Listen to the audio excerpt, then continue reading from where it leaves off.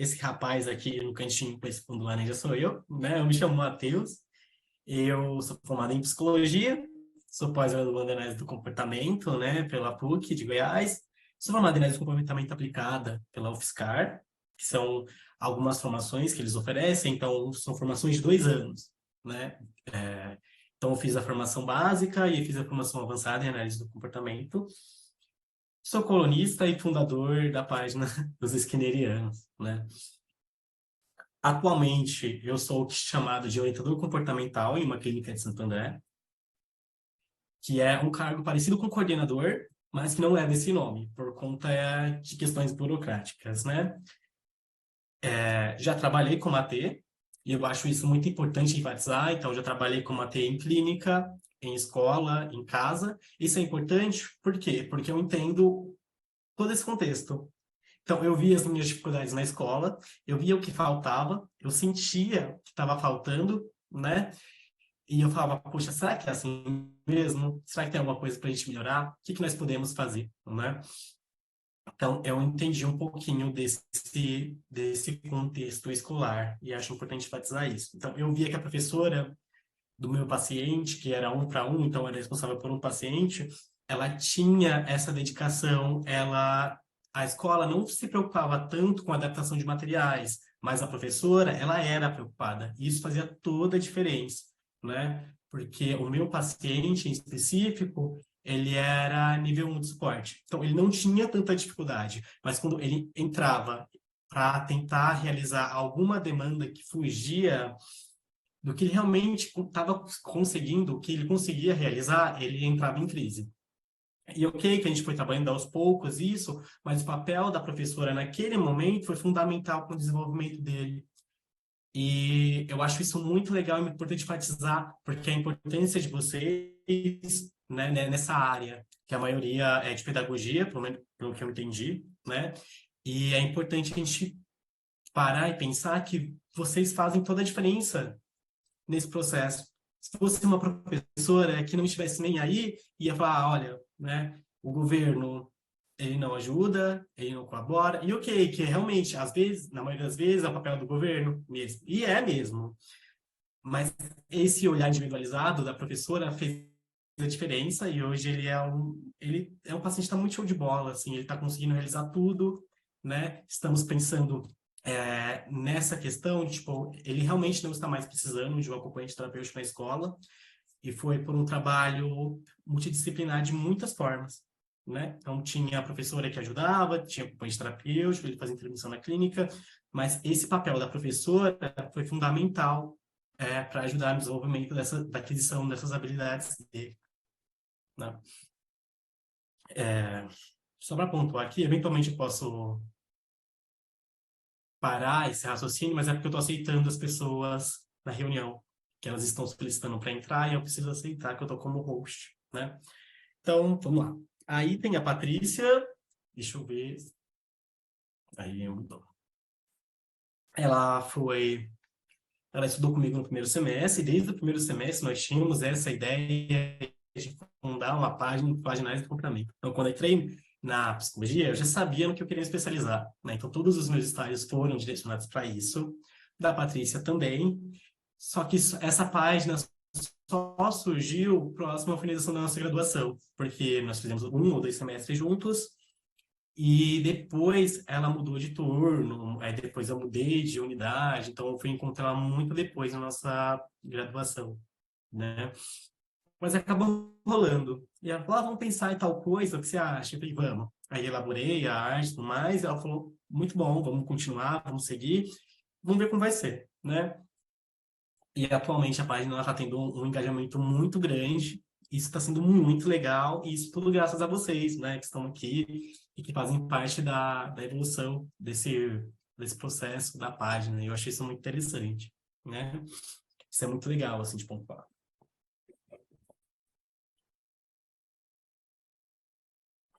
Nós somos apaixonados pela sua página maravilhosa. Ai, que legal. É muito bom de ouvir, não é isso? Acho que isso, além de ser bom, é importante, porque às vezes é o que falta para motivar a gente a continuar produzindo, né, esses materiais.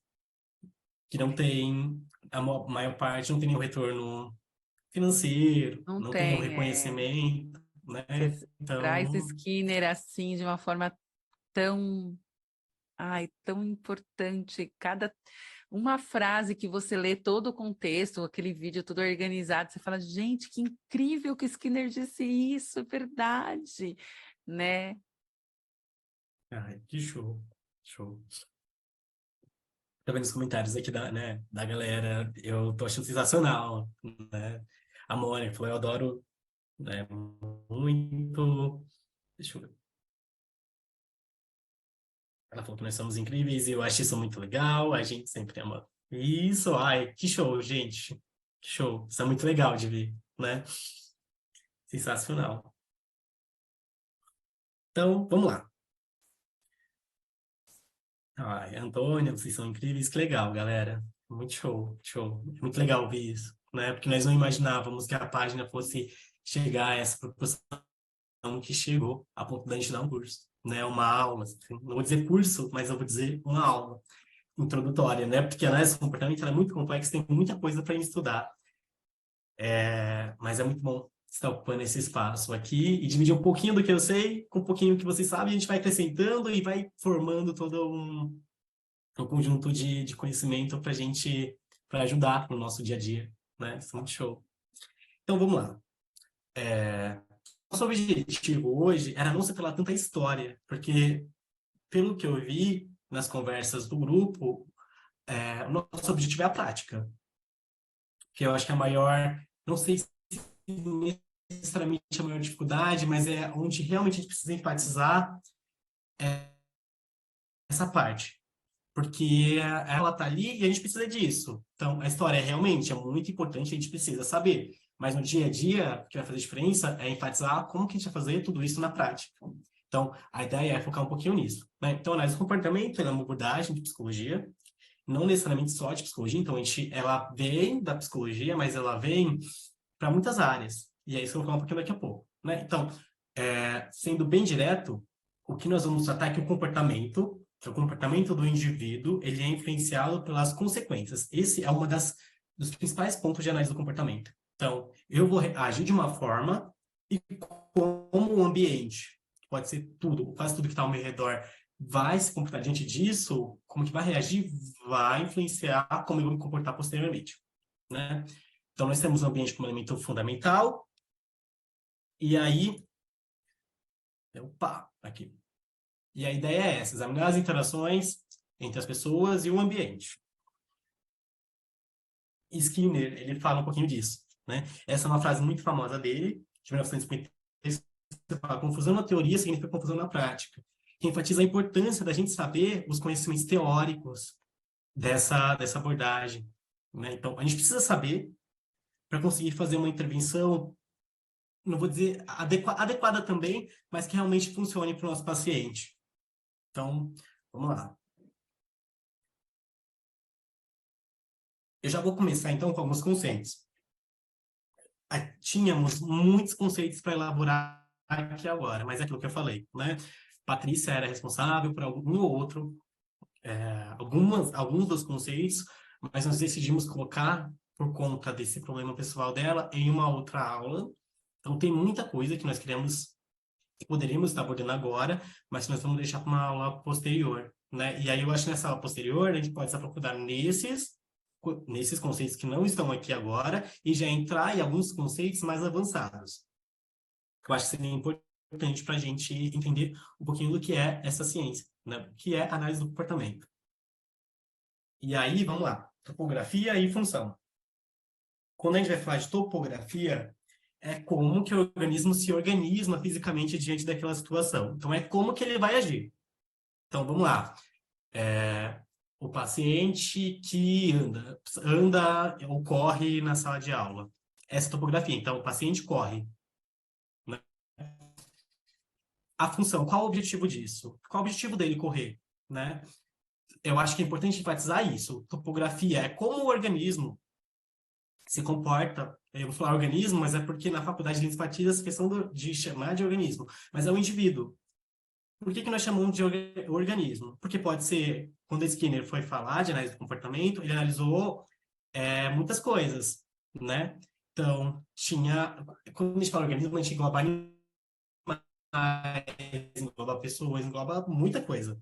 Mas hoje, a gente está tentando tratar isso de uma forma muito mais, menos mecanizada. Então, a gente vai falar de indivíduo. Então, hoje é o indivíduo, mas quando eu estava na faculdade, era o organismo. Então, o indivíduo, como que o indivíduo se comporta? Então, topografia.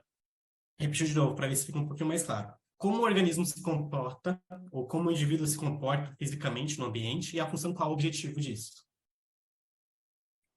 Será que ficou claro? Ficou confuso? O que vocês acham? Posso continuar? Não, Posso... pode O continuar, que tá vocês tranquilo. preferem?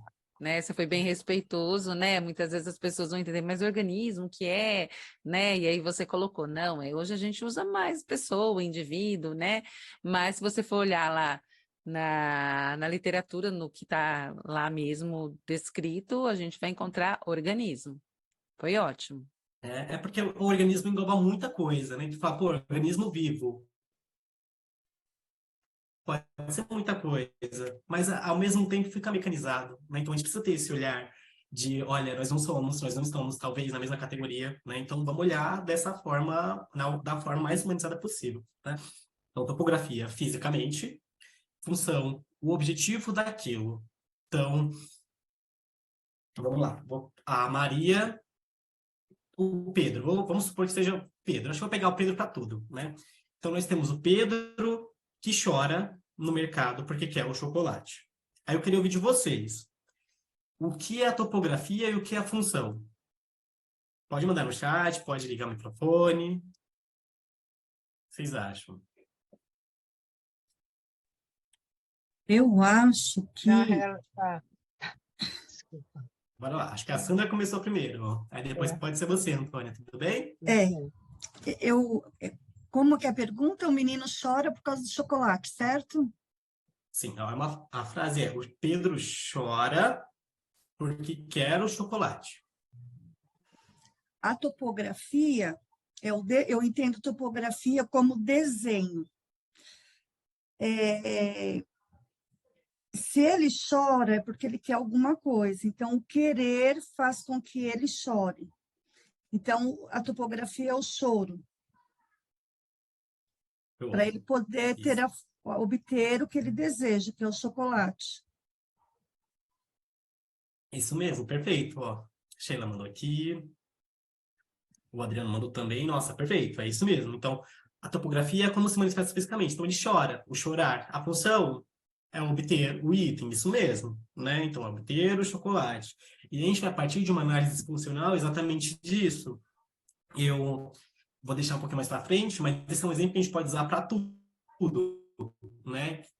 Então, tem a topografia e tem a função. Então, vou partir para o próximo para a gente ir acrescentando uma coisa na outra, mas pelo visto, pode ir lá, Sandra. Vamos lá. Então, eu tenho uma dúvida.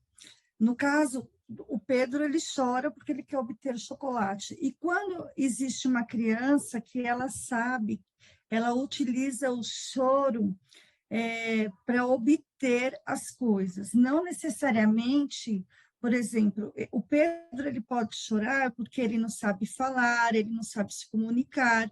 Então, ele utilizou o choro como uma comunicação, ok? Mas tem criança que não utiliza o choro como uma comunicação. Ele utiliza um choro para conseguir o que ele quer. Como que eu posso fazer essa diferença?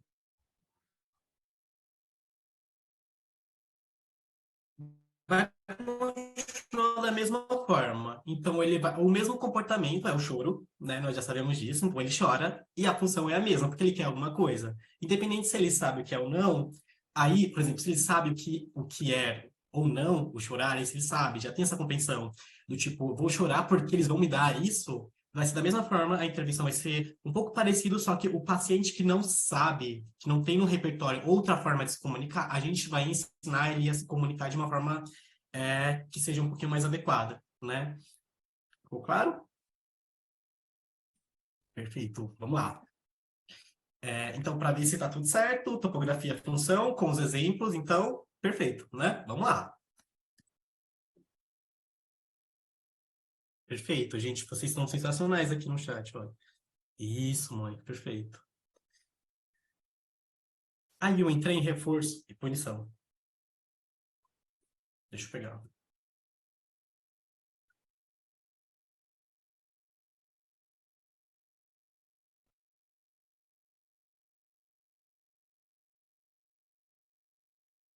Antes disso, nós tínhamos colocado outros conceitos, né? Então, o que é estímulo, o que é comportamento, o que é isso, o que é aquilo. Só que ficou como uma parte que a Patrícia poderia acrescentar. Então, eu ia começar e ela ia dar uma continuada e tudo mais. Mas ela não deu, então eu ia partir já para essa parte. Tem um microfone com a palavra mute embaixo. Se você clicar nele e aí ele fica meio cinza, quer dizer que você pode falar. Quer tentar, Aldeci?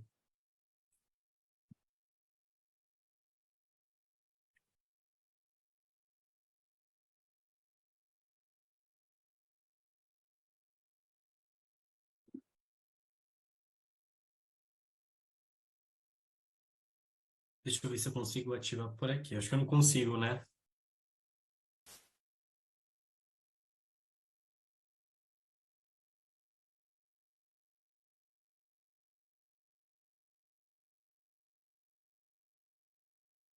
Tá, tudo bem. Então, qualquer coisa, você pode mandar outra mensagem, que aí, se você não conseguir ligar o áudio, se você conseguir escrever, aí eu consigo ler, e se tiver alguma dúvida, eu consigo esclarecer. O que você acha? Manda um okzinho, um sim, ou se quiser tentar também, eu tô aqui para ajudar, né?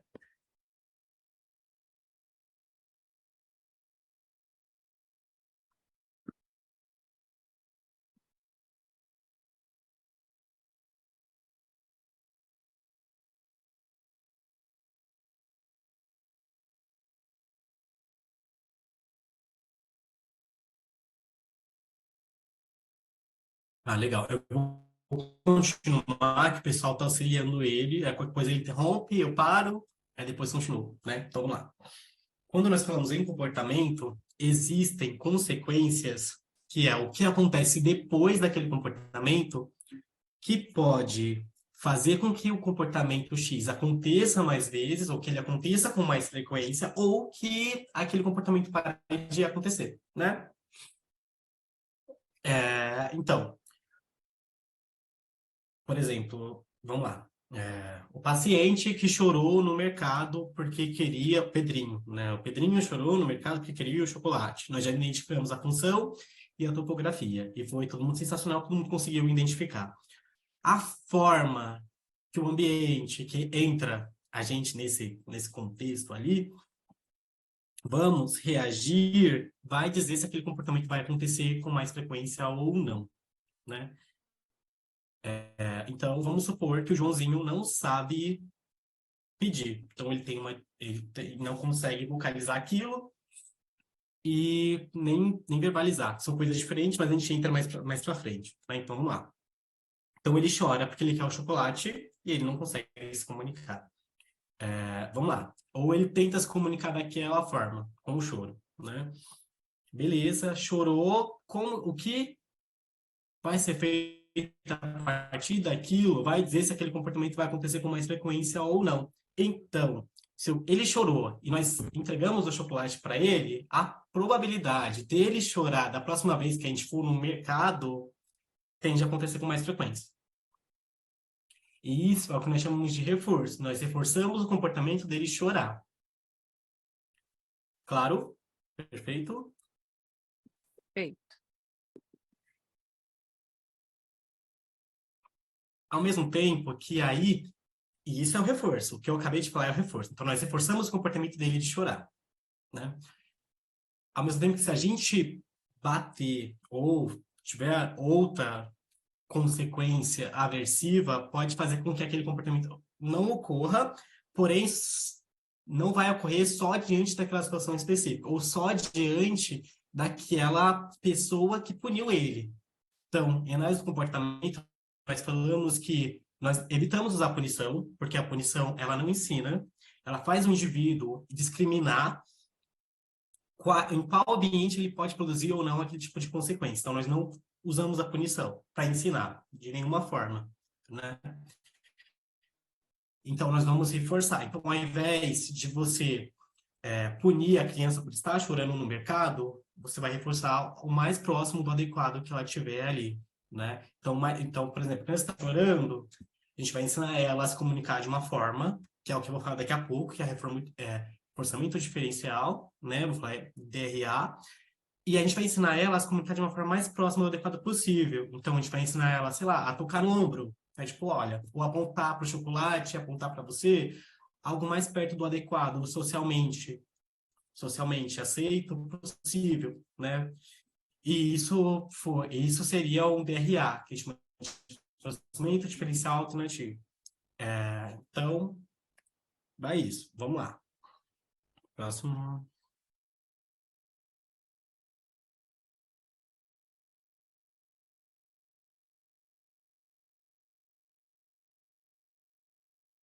Um exemplo que me veio agora, né, de reforçamento é quando você está em uma sala de aula e o paciente começa a ler, ou o paciente, por vontade própria, pede para ler, sei lá, a rotina que está na sala de aula. Então, o paciente, eu vou ler a rotina, né?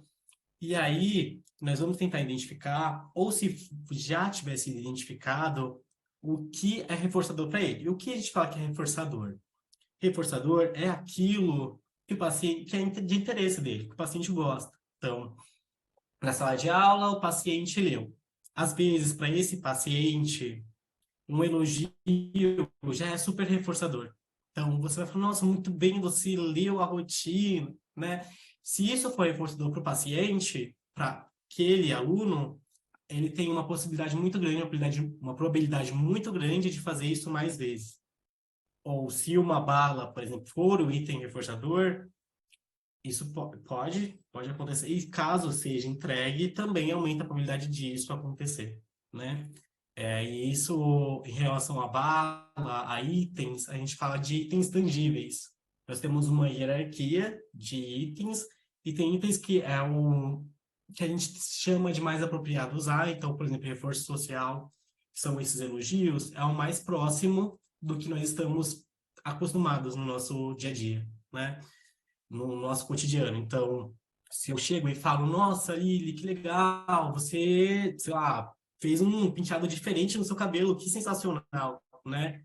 Pode aumentar a probabilidade dela variar esse tipo de comportamento. Então, fazia vários penteados, né? A ponto de começar a desenhar no cabelo, E o que entre é outras legal, né, coisas. Matheus, que nem sempre o que funciona para uma pessoa funciona para outra. Por exemplo, você deu um exemplo bem bacana. Um certo dia eu cheguei com uma unha, tinha dificuldade de pintar a unha, eu cheguei na escola com uma unha vermelha.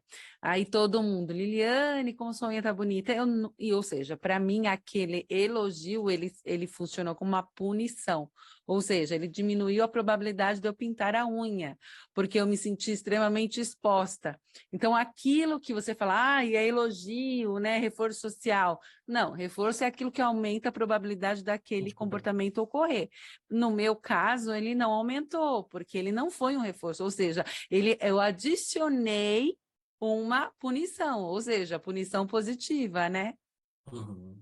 Isso é muito interessante, né, de ver. E aí que entra a individualidade. Por exemplo, eu só sei se o comportamento foi reforçado ou não depois de analisar todo o contexto e ver se aquele comportamento aconteceu de novo ou não. Então, nunca vou chegar e falar antes, eu vou reforçar tal comportamento com isso, a não ser que eu tenha 100% de certeza de que aquele item que eu estou entregando para o paciente, para o aluno, seja reforçador. Então, se você tem 100% de certeza, beleza, você vai reforçar. Se não, se você está na dúvida, você não está reforçando. Você, olha, eu vou tentar tal coisa e depois a gente vai ver se vai acontecer com mais frequência ou não. Não dá para ter certeza, né? Essa é a verdade. Adriano, quer falar? Na verdade, uma dúvida. A fuga e a esquiva, ela pode estar no mesmo ambiente, juntos? Bom, então, acho que não. Na verdade, não é, eu acho que não, a referência fala que não. Mas tem alguns casos que a gente para e pensa que pode, mas não acontece, né? Sabe por quê, Matheus? Porque pode ser, por exemplo, o reforço negativo, que ocorre quando o estímulo aversivo, né, já está presente. Professor. E a matéria, né? Podem ser coisas diferentes, mas existe uma fuga de demanda porque ele não gosta do professor, porque passar uma matéria que não entende. pode ser antes numa esquiva. Então, por isso que eu te perguntei se estavam juntos ou ele vem separado. Não. Não dá para ser separado, porque nesse caso houve um pareamento de estímulo. Então, o professor ele foi pareado com esse estímulo aversivo e o professor consequentemente virou aversivo, né? Esse tipo de situação a gente fala, isso acontece, é muito comum. E a gente trabalha com pareamento de estímulo em análise do comportamento, né? De muitas formas. Margarete mandou que tem um clássico, a criança chora, faz birra na sala de aula, alguém tira para ela dar uma volta no parque. Esse é muito clássico. E eu acho que isso acontece muito na sala de aula. E eu era instruído quando eu era até escolar a fazer esse tipo de coisa, né? Então, olha, a criança chorou, leva para dar uma volta. Ele quer dar uma volta, vai levar para dar uma volta, né? E eu sempre tive sorte de trabalhar em salas que os professores sempre foram muito acolhedores. Então, eles nunca falavam, vamos dar uma volta. Eu via de coordenadora, de falar isso, né? Ele tá bravo, que sei lá o quê, leva para tomar uma água, vai no banheiro, vai esperar, né? Ou de um ou outro profissional falando isso. Mas os professores, eles sempre foram muito abertos a ouvir o que eu achava daquela situação. E era escola pública, então eu achava sensacional, né? Eu falava, olha, eu acho que pode ser que esteja acontecendo isso, isso e isso. Eu acho que se levar ele agora, ele vai fazer isso de novo. O que você acha? Né? Eu acho sempre legal a gente pensar na possibilidade de questionar, de não estar sempre nessa posição de achar que se sabe, porque a gente não sabe. Pode ser que sim, pode ser que não. Então, devolver para o professor essa pergunta também é uma forma da gente. Eu acho que é isso. E você? Né? O que a gente pode fazer? O que você acha que a gente pode fazer? Como que a gente pode construir isso juntos? Isso é muito legal de se fazer, né? Porque ninguém é o dono da razão, o AT não é, o psicólogo na escola também não é, e a gente está ali para aprender, todo mundo, de alguma forma, né? Antônia, quer falar? Eu quero sim, Matheus, é uma dúvida. Quanto à questão do reforço, tá? Por exemplo, eu tenho meu neto, ele tem 20 anos, ele é nível 2 de suporte, e para ele o reforço social é, assim, muito bom. Só que aí o que acontece agora? O reforço social acaba. Então, ele faz algo, ele mesmo já fala assim para ele: parabéns, muito bem, que ótimo. Então, ele já faz, ele já se dá o reforço. Então, assim, o reforço acabou não sendo mais reforço. E aí a gente fica naquela dúvida: o que fazer agora? Tá? Ou então, quando ele faz alguma coisa, ele já olha para a gente e fala assim: viu só, você consegue, parabéns. E tem dia que eu me Que pergunto: o que sensacional. que eu faço? O que que eu faço Gente, agora? Porque eu não sei. isso é incrível, né? Porque mostra que já é outro conceito, não é esse comportamento. A gente não vai dar para entrar por conta do tempo de aula, mas é o famoso condicionamento, né? Então, não sei se ele fez intervenção em algum momento, mas parece que sim, e que ele já está acostumado a receber esse tipo de resposta quando emite o comportamento X ou comportamento Y. O Então, que você acha, Antônio? eu tenho questionado muito isso com a questão dos terapeutas dele na clínica, né? Gente, olha, a gente precisa mudar, a gente precisa descobrir, a gente precisa trabalhar de outra forma. Mas, assim, ele já tem um comportamento adquirido, porque ele já tem 20 anos, tem trocentos anos que ele faz terapia, e hoje chegou num ponto que realmente, assim, tá, o que eu vou fazer agora se o social, ele mesmo já está se dando? Então, Hum. tem horas que eu penso assim, não vou mais reforçar, ele já sabe que está tudo bem e tal, mas aí ele espera que você valide esse comportamento através desse reforço. Então, Então, Antônia, na verdade, o reforçamento continua, né? Ele está consequenciando uma ação, porque é o que ele ouviu sempre. Isso tem a ver com o esquema de reforçamento, né? Que a gente acaba não esvanecendo.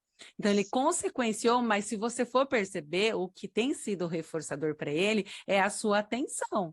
É quando você está dizendo que você valida, é isso. Então, ele está compartilhando e está dizendo: olha o que eu fiz, e você olha para ele e fala: isso mesmo, que legal, né? Então, olha, é interessante a gente perceber o quanto que isso foram palavras ditas muitas vezes, que ele consequenciou, ele fez um passo a passo mesmo. O final da cadeia comportamental foi isso, e mais o que tem mantido o comportamento dele é esse: olha, a sua atenção, se você fez, legal, que bacana. E aí a gente vai ter que empobrecer esse reforçamento para que ele faça aquela habilidade, independente se alguém vai aprovar ou não. né? Então é isso, é o esquema de reforçamento, que às vezes a gente acaba falando, infelizmente é muito comum, viu, Matheus? Esses meninos maiores, né, que tiveram uma intervenção e às vezes ficaram pendente muita coisa, né?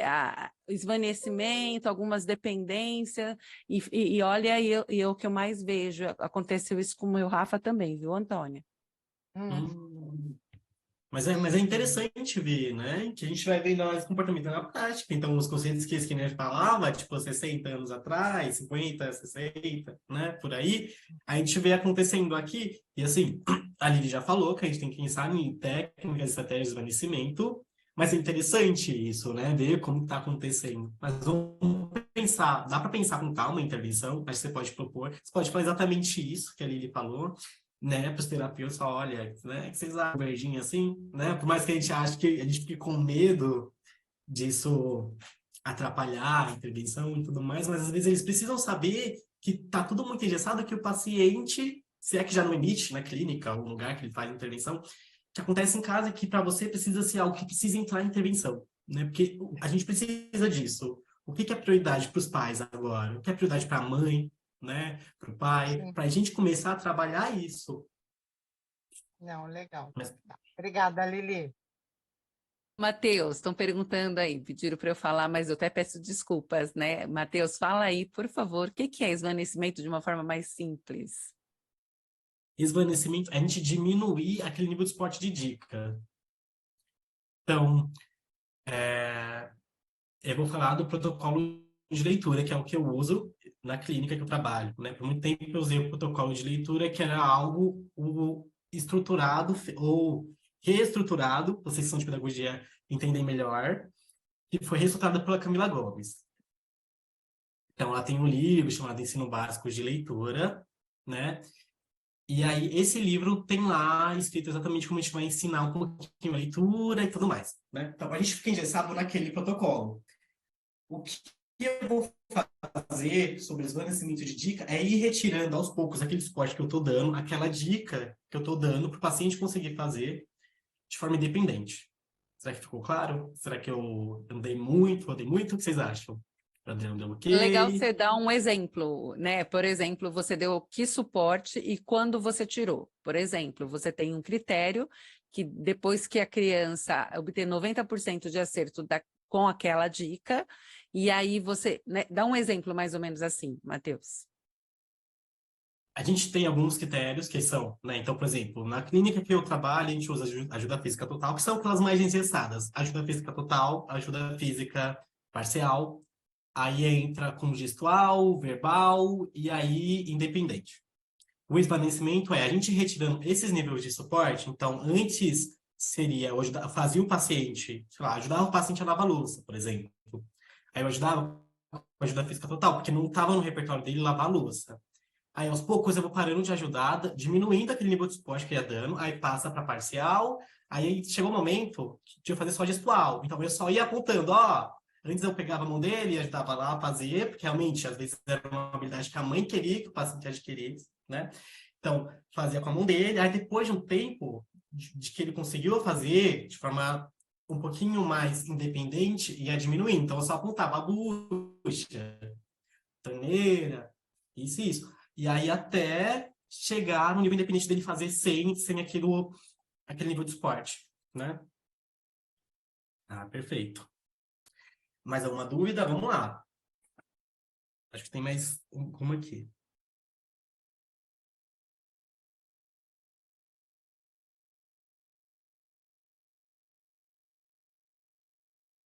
Isso, escreva a ocorrência da apresentação de agressivo. Isso. Hum. Tá. Simone colocou aqui que eu acho interessante. O reforço deve ser no momento ou eles aceitam que ocorra no futuro? Qual é a ideia, né? Quanto antes for apresentado o reforço, maior a probabilidade de haver esse pareamento de estímulo. Então, a maior probabilidade dele entender, principalmente sendo que o paciente precisa de mais suporte, que aquele comportamento teve aquela consequência. Tá. Então, como por exemplo, passeio. Isso é interessante, tipo, um passeio no final da semana. Mas aí, nesse caso, da forma que eu trabalho, a gente tem que fazer parâmetros de estímulos de uma forma ou de outra. Então, ou você vai usar uma economia de fichas, que vai tornar aquilo previsível, e você vai variar o comportamento X com uma fichinha. E aí, o paciente precisa ter essa previsibilidade que aquilo vai acontecer no fim de semana. Então, a gente nunca começa falando, você vai passear no fim de semana. Principalmente sendo um paciente que precisa de mais suporte, né? A gente vai retirando, aumentando o tempo da apresentação desse reforçador. Então, a gente vai começar por hora. Depois da hora, a gente pode fazer por dia. Então, vamos sair com esse paciente, ele emitiu o comportamento X, então, no final dessa hora, desse momento específico, nós vamos dar uma volta rapidinho no parque. Com o tempo, nós vamos aumentar o tempo de emissão desse reforçador. Então, vai ser por dia. E aí, depois, pode ser por semana. E a longo prazo, por mês. Ficou claro? Antônia, tem alguma dúvida? Tranquilo, sem dúvidas. Eu Obrigada. vi que você está com a mãozinha levantada e Não, gostaria de esqueci saber. de apagar, desculpa. Então, vamos lá, né? Diante das consequências, nós podemos emitir alguns comportamentos específicos, né? Aqui, em reforçamento, existe reforçamento positivo e negativo. Reforçamento positivo é quando a gente faz o acréscimo, deixa eu voltar aqui, de um estímulo, e negativo quando a gente retira. Nós não vamos entrar muito nisso, que é importante saber, mas nesse momento, eu acho que a gente tem que passar pelos conceitos básicos antes de voltar e martelar essas questões. Então, quando a gente for conversar com a Patrícia, ela vai enfatizar um pouquinho mais isso, né? Então, a fuga. Nós emitimos comportamento de fuga em muitas formas e em muitas situações, né? Então, quando a gente já estamos em contato com um estímulo que é aversivo, nós tendemos a fugir, porque nós não queremos estar diante daquela situação. Então, é aquela pessoa que nós estamos num ambiente, aí tem fulano X lá com a gente. É muito comum a gente querer sair daquele ambiente que tem um fulano X porque a gente não se dá bem com ele, ou porque nós não queremos alguma confusão e tudo mais, né? A esquiva é muito parecido, só que nós vamos sair desse ambiente antes daquela pessoa que a gente não se dá bem chegar no lugar, né? Então, eu não me dou bem com a Joana. Antes da Joana chegar, alguém me falou, Joana tá vindo aqui. Antes dela chegar, eu já saio daquela salinha, porque a Joana vai chegar e eu vou para, sei lá, para o banheiro, vou beber água, porque eu não quero ver a Joana, né? Então, fuga é isso. A Joana já tá na sala, tá eu e ela ali na salinha, e eu falei, ó, a Joana ali. Tô com ela aqui, vou sair. Esquiva a Joana tá vindo, eu vou meter o pé, vou sair desse ambiente, não quero ver Joana. Tudo certo? Fuga, esquiva. Então, é importante enfatizar, né? Fuga, eu já estou em contato com o estímulo que é aversivo. Esquiva é para prevenir isso. Então, estou prevenindo que não vou ver a danada da Joana. Vamos lá. Sensibilização e extinção. Vamos lá. O que é sensibilização? Nós vamos lidar com sensibilização de seguinte forma. Quando a gente precisa lidar com algumas questões que para nós é algo muito aversivo. Então, tem um paciente que ele pariu alguns estímulos a algo aversivo. Então, é um paciente que tem muita dificuldade com tomar medicação. Só que nós sabemos que medicação é o que a gente precisa aprender, ou que nós precisamos, ao menos, tolerar, é algo que a gente precisa tomar durante a maior parte da nossa vida, né? Então, em algum momento, ou foi, não sei qual o histórico de aquisição desse comportamento, mas virou algo aversivo. Então, ele não toma remédio. E para a mãe é algo muito preocupante. Tipo, há 1 ano, 2 anos, meu filho tem dificuldade de tomar remédio, né? Vamos supor que se chama, sei lá, Pedrinho. O Pedrinho. O Pedrinho não toma remédio. E o que acontece, né? Esse é um caso que aconteceu e tudo mais. Até pedi autorização da mãe para falar, então tá tudo certo. E aí ela falou, né, sobre isso. quando a gente apresenta, quando a gente fica na sala com o Pedrinho e com o remédio, ele apresenta comportamentos diferentes. Comportamentos diferentes são comportamentos que vai atrapalhar a minha intervenção ou que podem ser prejudiciais, né, pro Pedrinho. Então, ele começa a chorar, ele grita, ele fala palavrões, então ele não quer ficar perto de um lugar que tem remédio. Você chega com caixinha de remédio, ele já começa a chorar. A ideia da desensibilização é a gente conseguir fazer com que, através de aproximações graduais, então, aos pouquinhos, ele comece a tolerar aquilo, né? Então, eu estou na sala, eu atualmente, como orientador da clínica, tenho uma quantidade de crianças que eu sou responsável. Então, eu tenho uma quantidade de ATs que eu oriento, e esses ATs, cada um tem uma criança. E aí chegou a ter, olha, como que a gente vai fazer e tudo mais, o que você acha? Aí eu montei um protocolo de sensibilização, que é, então, beleza, nós vamos começar assim. A ideia é aproximar ele do remédio, até chegar ao ponto que ele consiga tomar o remédio sem apresentar esses comportamentos interferentes. Então, ele está sentado na mesa dele X, eu vou começar colocando o remédio lá na última mesa, na mesa mais distante, para ele ver que está lá e está tudo bem. Aos poucos eu vou aproximar esse remédio, né?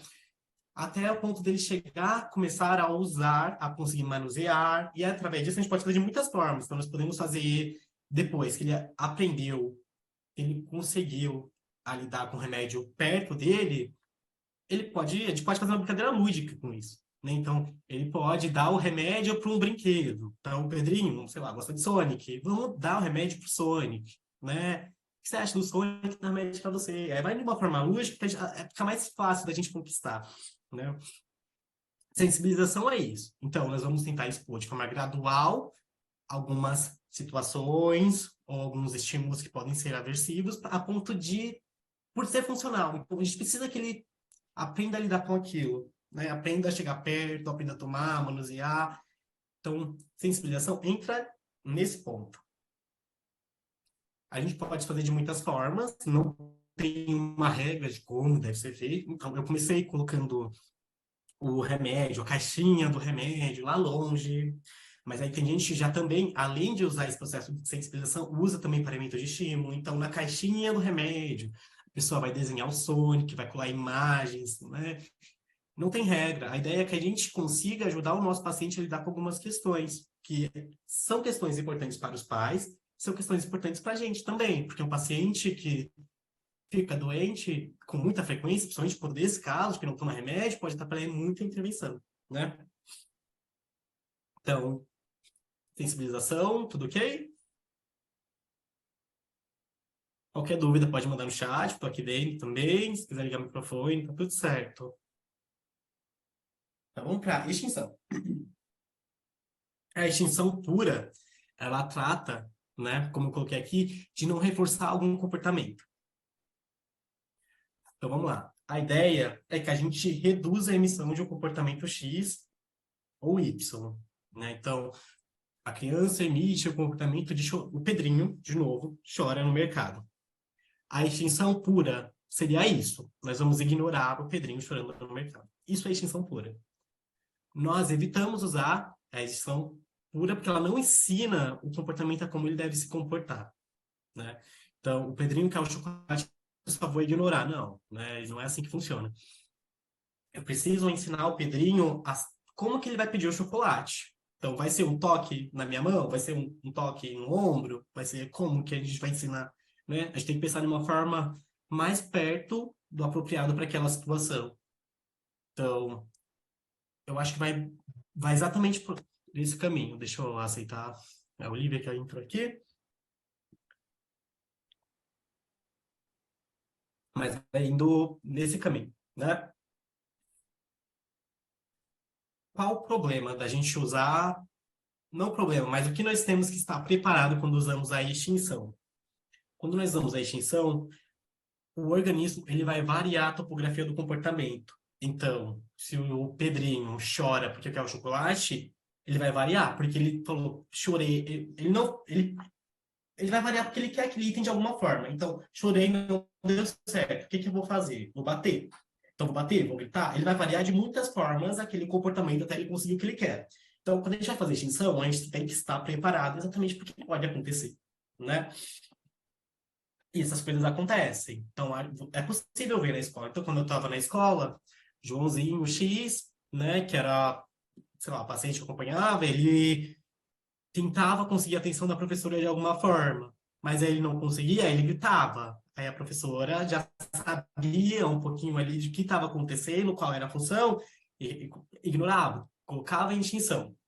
E aí o Joãozinho variava a topografia, então ele jogava o lápis, jogava estojo, jogava caderno, né? Podia jogar até a cadeira, mas a gente tem que ficar atento a esse tipo de coisa. Então, antes que esse tipo de comportamento ele varie a topografia, a gente tem que ensinar uma forma correta de pedir adequada, né? Então, se ele quer a atenção da professora, a gente pode ensinar, tentar ensinar para ele levantar a mão. Então, ó, beleza, ele não tem isso no repertório dele levantar a mão, então a gente vai fazer através de aproximações sucessivas, ele levantar aos pouquinhos. Então, ó, pega aqui e aí entra, né? A gente pode fazer com a ajuda física total e a gente vai esvanecendo a dica, que é o que entrou. Então, foi com a ajuda física total, aí ó, depois a gente vai, ó, parcial, que a gente vai diminuir o nível de esporte, pode ser gestual, então a gente vai apontar a mão, quando ele gritar, ó, a mão, ver se vai, se não, a gente vai de novo com a ajuda física até rolar essa aprendizagem, né? E vai indo por aí. Extinção também ok, sensibilização vocês deram ok, extinção, tudo certo? Vamos lá, né?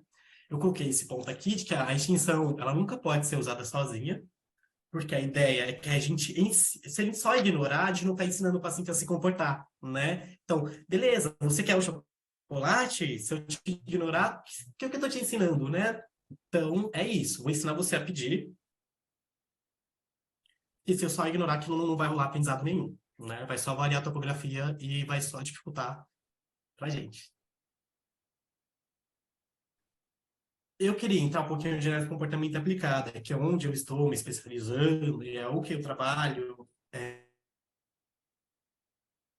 e tudo entra aqui, mas tinha alguns conceitos que eu acho muito importante a gente enfatizar, né?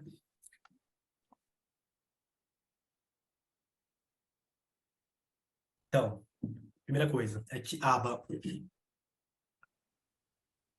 ela foge um pouquinho do que a gente está comumente acostumado a ver, né? Porque a gente está muito engessado nesse meio de que é algo robotizado, é algo mecanizado. E realmente, você, sendo bem sincero, tem clínica que trabalha dessa forma, né? Mas e é muito triste, porque você acaba colocando em xeque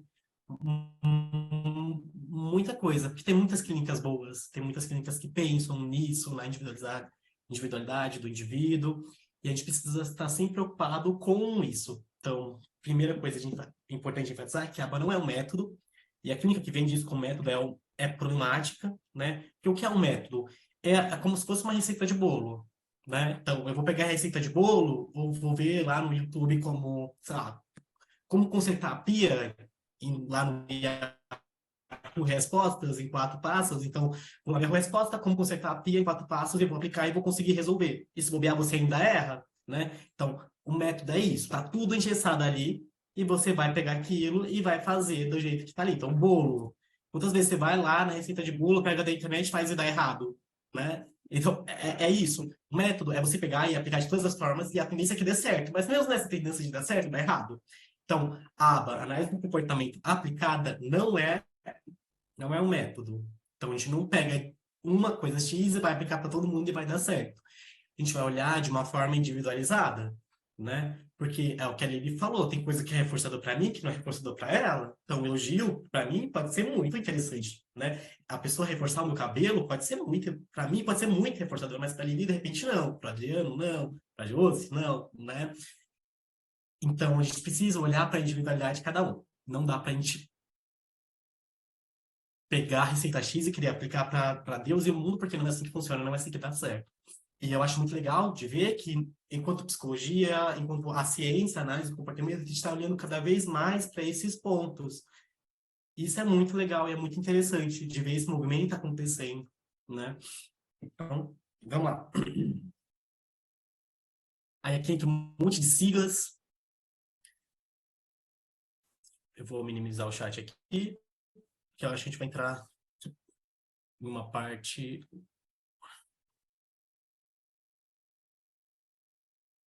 Deixa eu ver.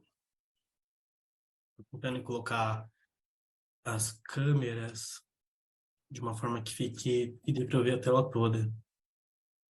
Aqui no cantinho.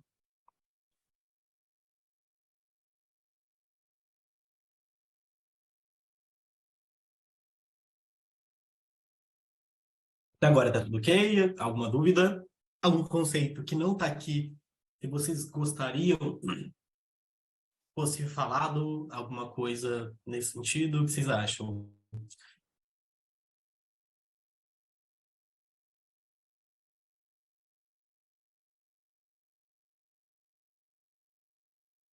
Hum,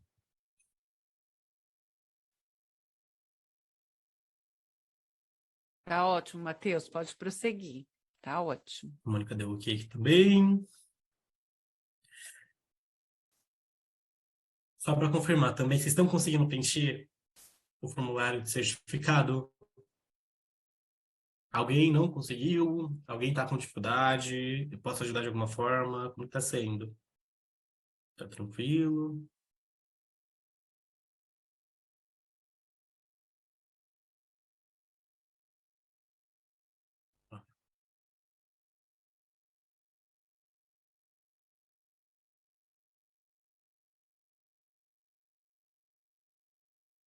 Beleza. Não peguei. Vou encaminhar aqui de novo. Deixa eu pegar meu celular.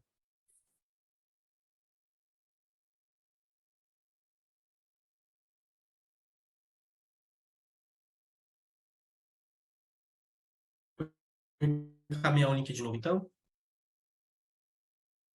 Porque alguém não conseguiu pegar. Já Deixa eu confirmar. coloquei, Matheus, Ah, coloquei agora de perfeito, a novo. Simone. Vamos lá.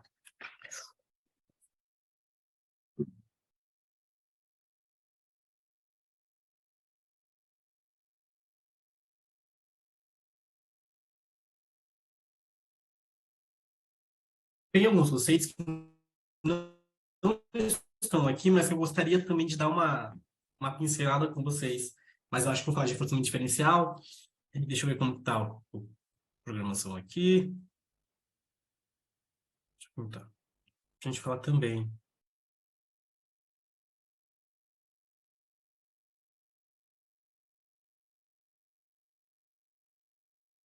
Tá, perfeito.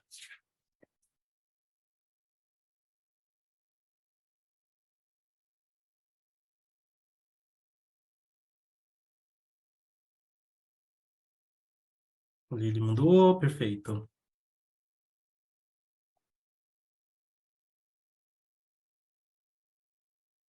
Vamos lá. DRA. Eu vou montar, já pensando, já antecipando. Fabiola quer entrar, beleza. Nós montamos um e-book com todos esses conceitos e aí nós vamos mandar assim que a Patrícia conseguir. Vamos ver se consigo ajudar ela. Temos um material com algumas coisas que eu acho interessante a gente falar, né? Então, entra análise funcional, entra alguns outros conceitos como generalização, entra o que é estímulo, o que é ambiente, o que é comportamento, que talvez não dê para falar aqui, mas que é importante a gente saber o que é. Porque a gente fala de comportamento parece muito abstrato, talvez, né? E vamos tentar enviar no grupo ou disponibilizar em algum drive para ajudar na colaboração dessa divulgação dessa ciência que é a análise do comportamento. Vamos lá. DRA. Eu anotei um exemplo aqui.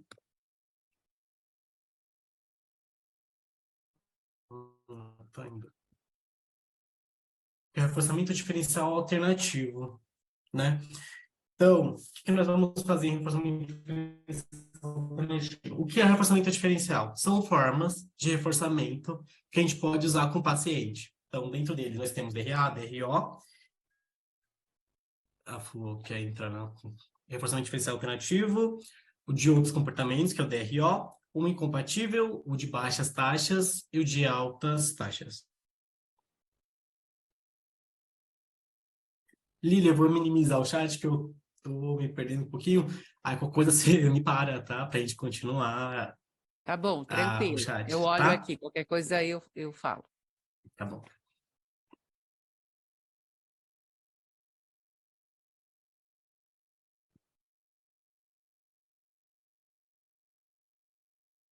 Então, beleza.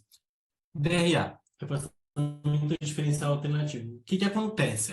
Essas formas são formas de liberar o reforço. Então, o alternativo, a gente vai liberar em situações específicas de outros comportamentos. A gente vai liberar quando outros comportamentos que não o alvo estiver acontecendo. Um incompatível.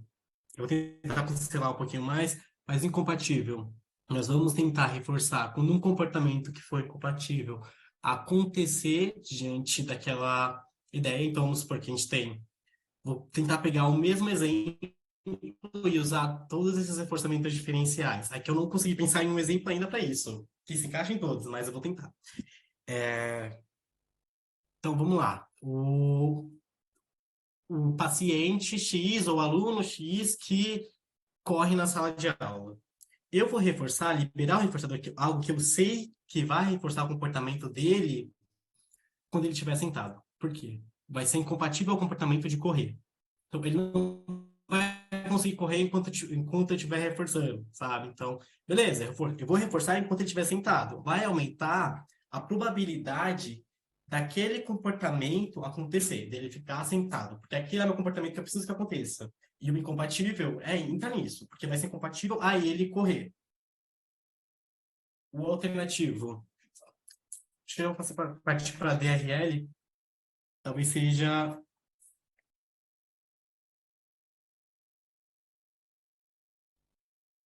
mais próximo do que acontece em sala de aula. Não sei se o que vocês acham, mas, por exemplo, o diferencial de baixas taxas é quando um comportamento que não é interferente em grande escala, a gente precisa diminuir ele, né? Então, vamos lá. Tinha um paciente que ele pedia desculpa com uma frequência muito alta. Então, vamos supor, esse Pedrinho pedia desculpa com uma frequência muito alta.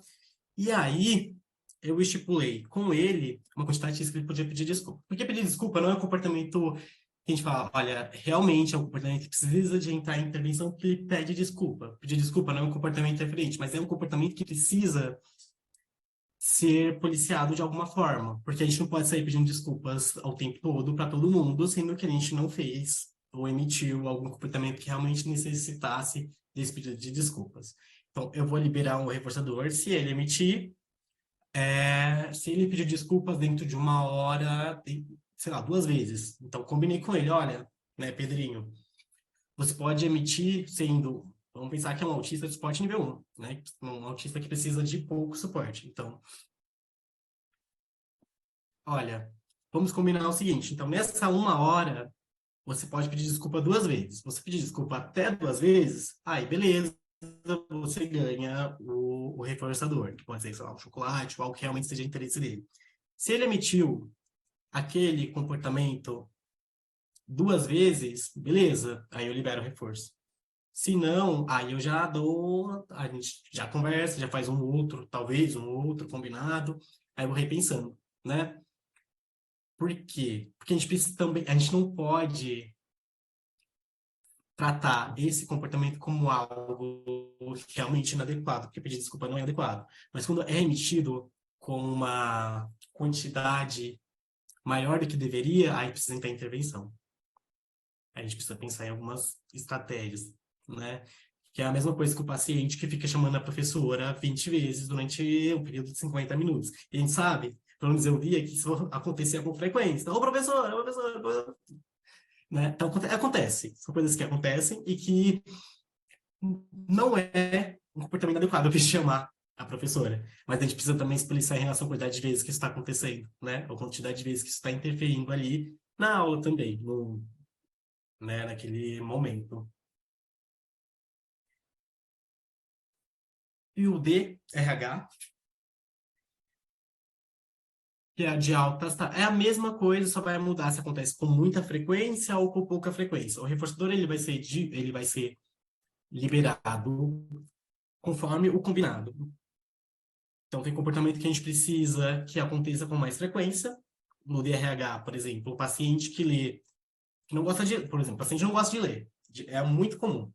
E aí ele leu por 10, 15 minutos. Nossa, perfeito, leu 10, 15 minutos. Aí agora eu reforço. Da próxima vez eu vou reforçar quando ele lê por 20 minutos, depois por 25. Então, eu estou esperando que ele emita altas taxas de respostas e eu vou aumentar o ponto dele ler, se realmente for necessário, se for algo que precise entrar em intervenção, a um tempo maior, né? Então, acho que a gente vai indo por esse caminho, assim. DRL, DRH, DRI, DRO, que eu acho que eu devo ter dado uma pincelada muito rápida ali, que é reforçar outros comportamentos que não o alvo. E o DRA, que é o forçamento diferencial alternativo. Liberação de reforçador. Eu anotei um exemplo muito bom, só que eu não estou tendo... Não... Deixa eu ver se eu consigo abrir aqui. Matheus, a Antônia está fazendo uma pergunta. Nesse caso de desculpas, um autista nível 2 de suporte, o que podemos fazer se esse pedido de desculpas acontece em várias ocasiões? Aí o lance lá da topografia e da função do comportamento, né? Vamos lá para a parte anterior. Fala aí, Matheus. A gente precisa analisar. A gente sempre fala de fazer análise funcional desse comportamento, né? Para a gente identificar em qual contexto, qual função, como que está acontecendo isso. Nós não vamos nos aprofundar, porque primeiro que não tem tempo, e segundo que a Patrícia, ela ia dar uma ajudada com isso, né? Mas vamos lá. Você pode pensar em algum desses esquemas de reforçamento. Eu acho que o mais adequado é a gente fazer um DRL e a gente estipular com ele, né? Se aí você precisa identificar se realmente, se ele consegue entender, né? Ou se não, também tentar fazer pareamento de estímulos e montar talvez uma economia de fichas com ele. Olha, nessa uma hora, né? Desculpas 2 vezes. Tem algo nesse sentido. E aí depois você libera o reforçador. Então, uma hora, beleza. Faz exatamente o exemplo, né? E eu acho que eu entendo a preocupação, porque às vezes essas crianças acabam se submetendo a situações que não deveriam. Então, tinha um paciente que apanhava e pedia desculpa. Apanhava do amiguinho e pedia desculpas, né?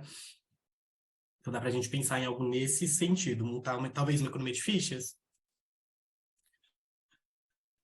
né? Fazer um DRL nesse caminho. Estipular e reforçar conforme for acontecendo da forma que você espera que aconteça, né? Não vou falar, sei lá, 3 vezes em uma hora. Eu acho que você tem que pensar no que, como que está acontecendo, qual a prioridade, tudo mais, né? Analisar o contexto, principalmente.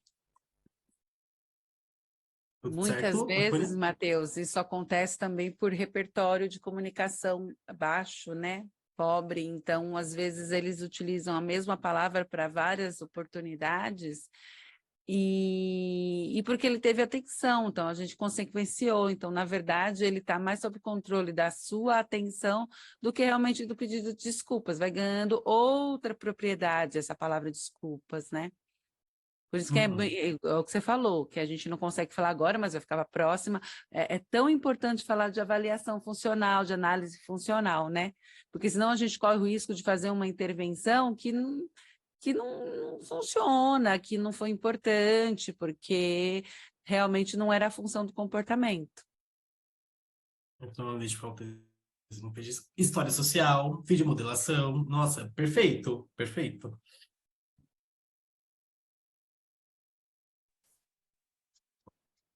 O DRL é um reforçador de baixa magnitude. Bom, não exatamente. É algo que precisa acontecer dentro de um período específico. Então, a ideia é que a gente reforce um comportamento dentro de um prazo X, delimitando o tempo que aquilo precisa acontecer. Então, são comportamentos que não são necessariamente inadequados, mas que eles precisam ser policiados dentro de um período de tempo. Isso é importante. Tá aqui. O significado da sigla é em inglês, eu coloquei em português, eu acho que fica um pouquinho mais claro, mas a ideia é essa, certo?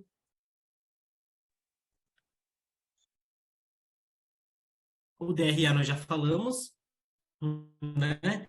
Que é aquilo de você ensinar uma criança que talvez não tenha no repertório a se comunicar ou a tentar se aproximar de uma comunicação um pouco mais, que, talvez funcional, né? Então é a criança que está no mercado chorando e você vai ensinar ela a talvez apontar porque para pedir o chocolate, né? E isso é reforçamento diferencial alternativo, certo?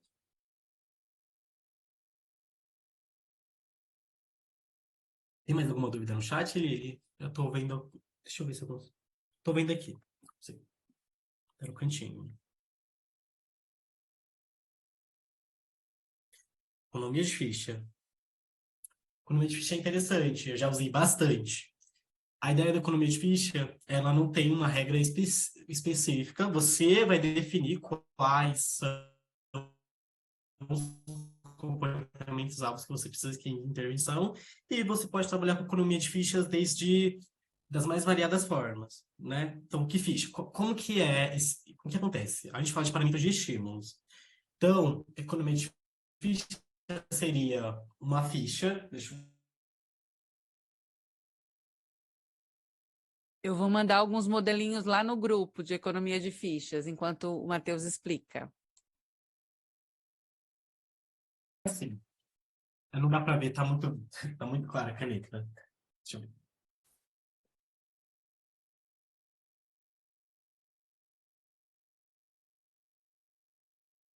A mais comum, ela é assim, ela tem, sei lá, 4 fichas, 8 fichas, e aí sempre que o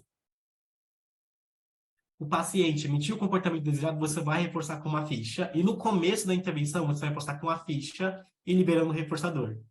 Então, você pode liberar a ficha e entregar algo que vai fazer com que ele pare aquela ficha algo que seja reforçador para ele, né? Então, meu paciente gostava de futebol. Então, era uma placa assim que eu andava, folha 4, com 8 fichinhas de bolinha de futebol. Então, sempre que ele emitia um comportamento que eu estava esperando, eu entregava a fichinha para ele e algo que era bom para ele. No começo, preencheu aqui, eu liberava um reforçador, uma potência maior aqui. Aí preencheu aqui, o outro reforçador com uma potência maior. Mas eu fui fazendo esse pareamento de estímulo com os reforçadores. Até que chegou um momento.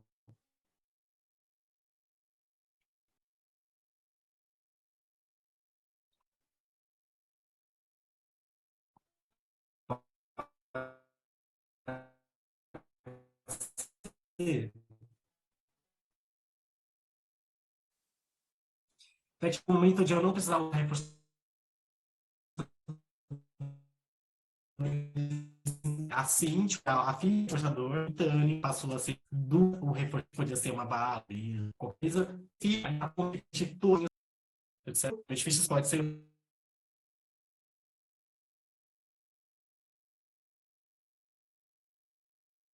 Tá cortando só para mim só. É, também estava cortando para mim. Acho que oscilou a internet. Matheus voltou. Matheus? Aí, até qual parte vocês ouviram? Que eu acho que eu fui me perdendo na explicação e não vi. Acho que é Não, uma você estava falando oscilação. da economia de fichas e quando você liberava um reforçador de alta magnitude, mais ou menos aí.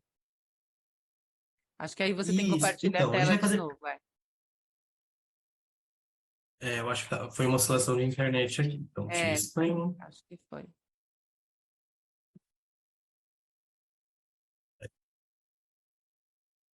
Voltou? Tá, voltou. Então, o que que eu fiz? Vamos supor que para esse paciente, a liberação de uma bala foi interessante, né? Então, ele emitiu comportamento. Então, estou ensinando ele a ler. Ele leu palavra X comigo. Liberei o reforçador, entreguei a fichinha e ao mesmo tempo que tá instável, né? Oi? Deu um delayzinho, Tá deu uma estável. travadinha, tá instável, mas está voltando. O que que a gente pode Então, tentar?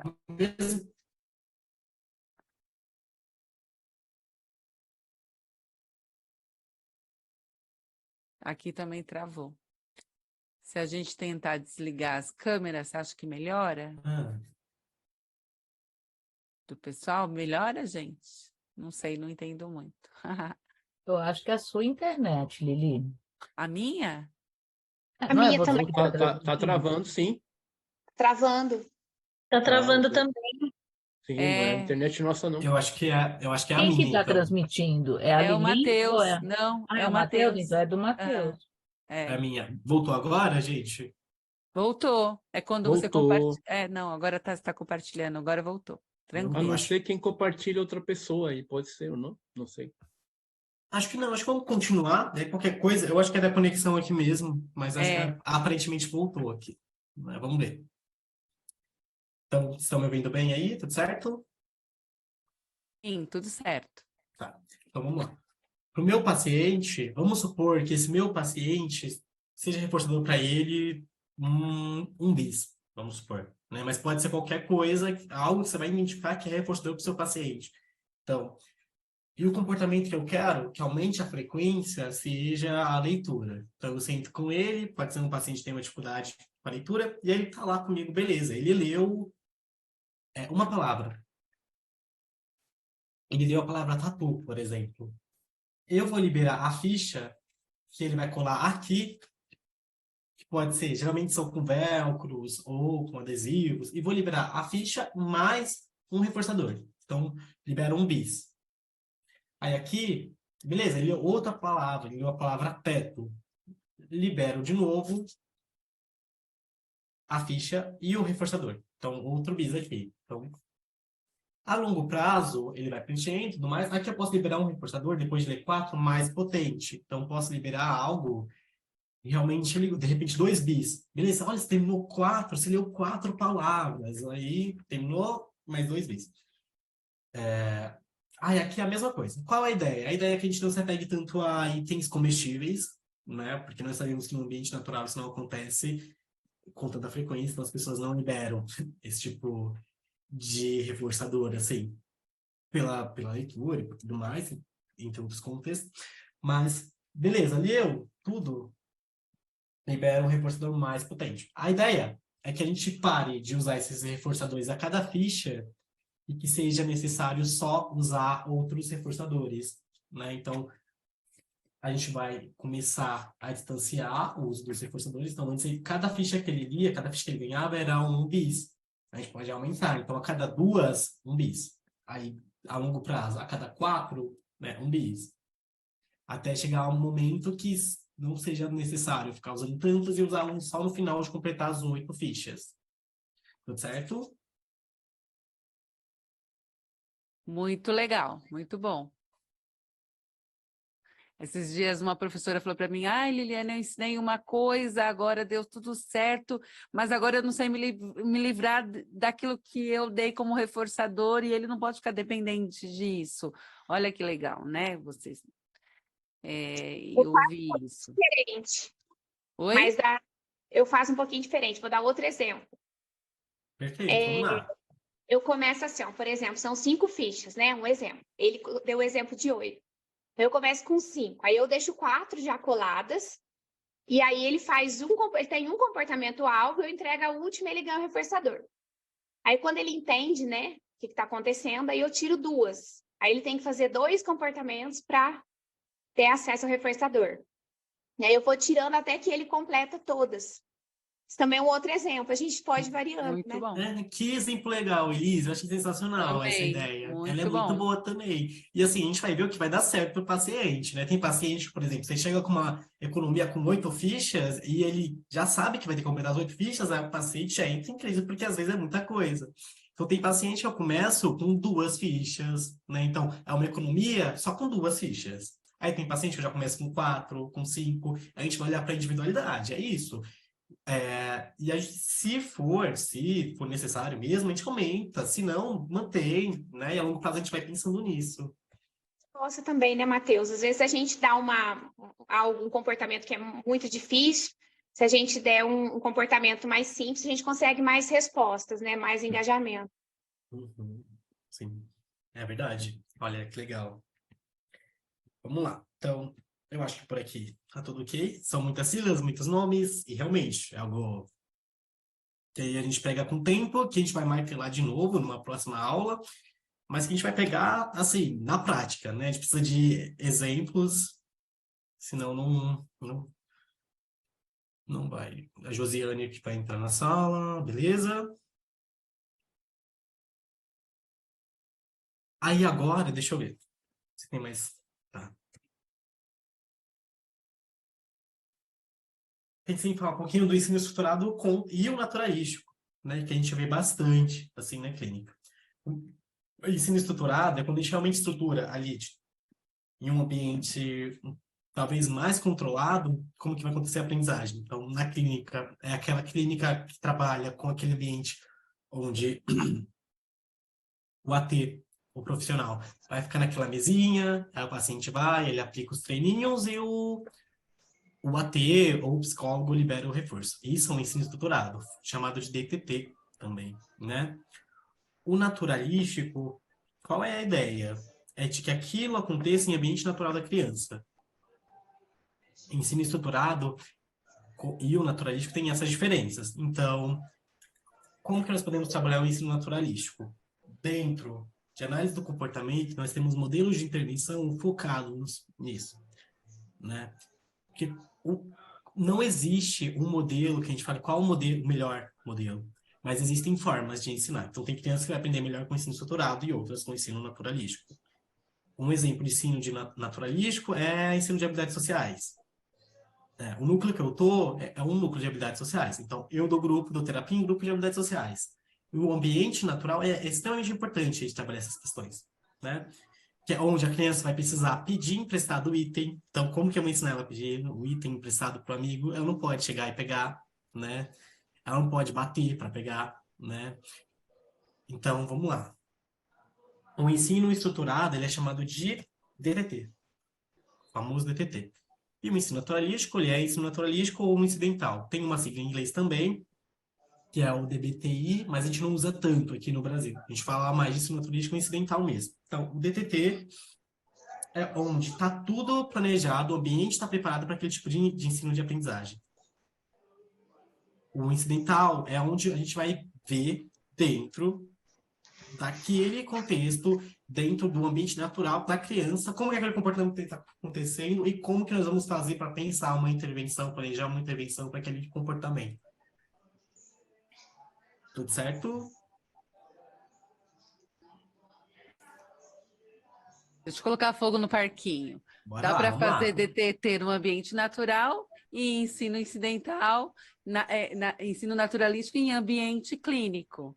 Tá. Explica aí. Dá para fazer os dois e não necessariamente precisa se atrelar a que DTT é mesinha.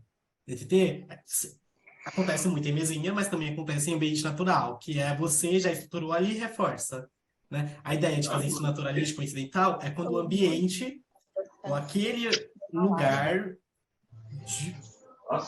aquele ambiente ali que você pensa, pô, a gente precisa de intervenção aqui, aconteça. E que seja reforçador. Então, existe um modelo de intervenção chamado Denver. Não sei se vocês conhecem, mas o modelo de intervenção, Denver, ele tem isso. A gente vai usar a motivação da criança para realizar as atividades. Então, por exemplo, crianças de 0 a 5 anos se encaixam nesse modelo de intervenção. O que acontece? A criança chega numa sala, esse modelo de intervenção, ele parece estruturado, mas ao mesmo tempo não é. Então, tem vários brinquedos na sala. Eu vou deixar a criança lá e o que a criança pegar é o que eu vou usar como reforçador. É aquilo que eu vou usar para planejar a intervenção. Então, a criança pegou uma peça de encaixe. Nossa, olha, ela está interessada nisso. Deixa eu admitir a entrada de alguém. Beleza, entraram. Perfeito. Aí, pensando nisso... Pedrinho de novo. Né? O nosso Pedrinho está famoso aqui, já apareceu umas 600 vezes. Pedrinho pegou o brinquedo de encaixe. É aquilo que eu vou usar. Eu vou ensinar ele os meus objetivos de ensino com aquilo. Então, são objetos que eu planejei a sessão, mas que está no natural. Porque é algo que de uma criança, para ela brincar, ela tem as opções de brincar. Ela pegou, brincou, beleza, vamos lá. Então, eu preciso ensinar ela a identificar cores. Então, naquela peça de caixa tem as cores, eu vou ensinar. Então, beleza, Pedrinho pegou aquilo, é aquilo que a gente vai usar para motivar o Pedrinho. E é isso. Esse é um ensino naturalístico incidental, em crianças de até 5 anos, né? Pensado nesse modelo David de intervenção.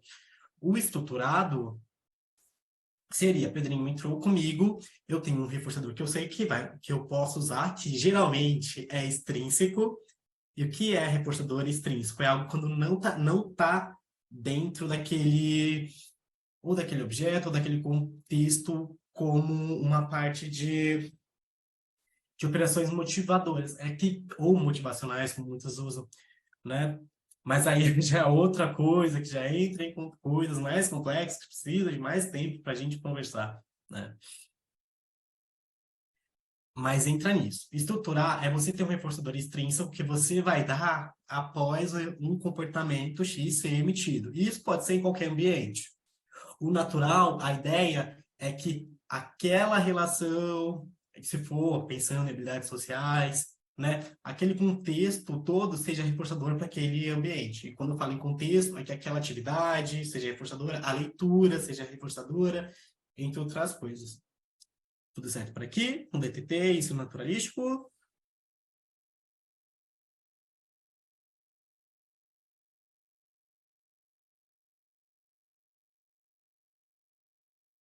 Alguém gostaria de pensar mais alguma coisa? Não, eu acho que Desculpa. Pode falar, Adriana. Matheus, o reforçador, eu tive lendo algumas literaturas que os reforçadores geralmente gostam muito de trabalhar com alimento, né? E falaram que é um pouco complicado isso, né? Você poderia explicar assim o motivo, mais ou menos, por favor? Porque é algo que não está natural, né? Então, isso vai dificultar algo que entra em outro conceito, que infelizmente não colocamos, porque achamos que poderia entrar em uma outra aula, que é a generalização. O que é generalizar? Então, na clínica, quando eu estou com o meu paciente, ok, eu estou ensinando ele ali e ele vai emitir aquele comportamento na clínica. Na clínica, eu controlo as coisas. Então, eu vou liberar o comestível, que é algo que pode ser que meu paciente gosta. Então, eu já sei, beleza, meu paciente gosta de MM. Libero um MM, potinho de MM, não sei qual estratégia que eu usei, mas vamos pegar uma estratégia ali que eu vou liberar um MM para cada vez que ele lê uma palavra. Eu acho que esse exemplo é muito interessante. Beleza. Qual o problema? Se eu uso comestível, quando eu chegar na sala de aula, o professor não vai dar o MM. Né? Em casa, não vai dar o MM. Então, vai dificultar essa generalização da aquisição dessas habilidades, né? Então, ele vai conseguir emitir, porque ele vai ser reforçado na clínica, mas em outros ambientes é muito provável que não, né? Diferente do reforço social, por exemplo, que é o mais perto do natural, né? Então, eu elogio na clínica, o professor provavelmente vai elogiar quando a criança for mostrar uma atividade X feita, né? Tem várias questões hoje que a gente tem conversado muito em questões éticas, né? Primeiro que é um reforçador primário. Aí a gente vai falar de alguma privação. E aí você vai falar, poxa, o cara vai trabalhar para ter acesso a alguma coisa, né? Então, assim, às vezes é a única forma que se tem de trabalhar, né? De ensinar habilidades. Mas rapidamente a gente vai fazendo, a gente vai pareando, né? Igual você explicou do princípio de Premack, vai pareando com outros reforçadores. A gente vai para o tangível, chegar no reforço social, e a gente também vai retirando isso, para que a pessoa encontre naturalmente no ambiente. E tem questões de saúde, tem questões de ética, tem questões culturais. Então, assim, a gente não utiliza, mas às vezes é a única forma que tem, né? Mas a gente vai rapidamente retirando para encontrar reforçadores naturais, né? A gente já pensa nisso. Quando a gente vai começar um comestível, a gente já tem que pensar numa estratégia para retirar ele. Então, quando a gente vai usar economia de fichas, é exatamente isso. Então, beleza, eu vou dar um MM a cada ficha, mas a longo prazo, eu vou dar um MM a cada emissão de 2 comportamentos, cada aquisição de 2 fichas. Depois, 4. Então, a ideia é que que não seja necessário usar o comestível, né? Matheus, outra pergunta. Os reforçadores, eles têm que ser repetidos para poder adquirir essa habilidade na escola e na família? Ele pode ser repetido? A ideia é que você use o que motive a criança. Não precisa ser repetido. Você precisa usar algo que vai motivar, né? É até ao contrário, a privação e a saciação. Quando você utiliza demais alguma coisa, a pessoa pode ficar saciada e aquilo já não vai ser mais reforçador. Por isso que a gente tem que fazer avaliação de itens de preferência, de reforçador, muitas vezes, né? Porque aquilo que é reforçador hoje não vai ser amanhã. E a gente não pode nunca esquecer que é aquilo que aumenta a probabilidade do comportamento, que é diferente de itens de preferência. O cara gosta, mas aquilo não aumentou o comportamento, então não é reforçador. Isso. E a privação é isso, é o que eu não tenho acesso. Então, agora, por exemplo, eu tô doido para comer um japa. Aí eu vou pedir agora 40 peças de japa e vai chegar e eu vou comer. Quando eu tiver na 10ª peça, eu já não vou querer mais, porque eu já vou estar saciado. E aí entra isso. Eu tava privado, porque faz tempo, sei lá, faz alguns dias que eu não Essa é uma como. outra questão, né, gente, de usar o reforçador comestível, porque aí a criança sacia e ela não quer mais fazer aquilo que você está Uhum. pedindo. Sim. E aí na metade do japa eu não vou querer mais. E aí já vou Questões de estar saciado. também, né, que a maioria gosta de doce, e aí? Como que a E gente vai ficar... acaba com os dentes dos coitadinhos, que fica 4 horas na clínica, depois vai escovar os dentes. E Problema. acaba com a saúde. Sim. E culturalmente não é muito. Aí tem muitas questões, né? E eu gosto da Valéria Parejo quando ela traz a questão da ética, né? Muitas vezes a gente percebeu que a gente utilizou nas clínicas, olha, mãe, olha, família, não usa tal coisa por uma semana para ele não saciar. Aí o cara nunca mais viu aquele alimento. E aí ele vai ter que trabalhar. Você coloca uma economia de fichas lá de 8 itens, o cara vai ter que trabalhar para ter uma coisa que ele gosta muito. Será que é ético? Nós gostaríamos que fizesse isso com a gente, né? Será que está certo isso? É midiático, como diz eu estou me ouvindo aqui, tá saindo da minha cabeça. O Gregory Hurley, né? É midiático. As pessoas que não conhecem análise de comportamento, ao ver você fazendo dessa forma, vai agradar, né? Então, às vezes é a única forma, única, mas a gente pareia rapidinho, a gente vai para outros tipos de reforçadores, né? Uhum. Tem até uma filosofia interessante que fala sobre exatamente isso, né? Que é, você deseja o que você não tem, e o que você não tem, você deseja. Né? Vou dar um exemplo aqui, por exemplo, do trabalho. Pô, eu tô trabalhando e tudo mais. Agora, o que eu mais quero no meu trabalho é as férias. Tô doido para chegar às minhas férias. Aí, beleza, vou ter minhas férias e tudo mais, mas vai chegar um momento, se eu tiver 30, 40, 60 dias de férias, eu vou querer trabalhar. Aí, vou voltar a trabalhar, depois vou querer férias de novo, né? Beleza.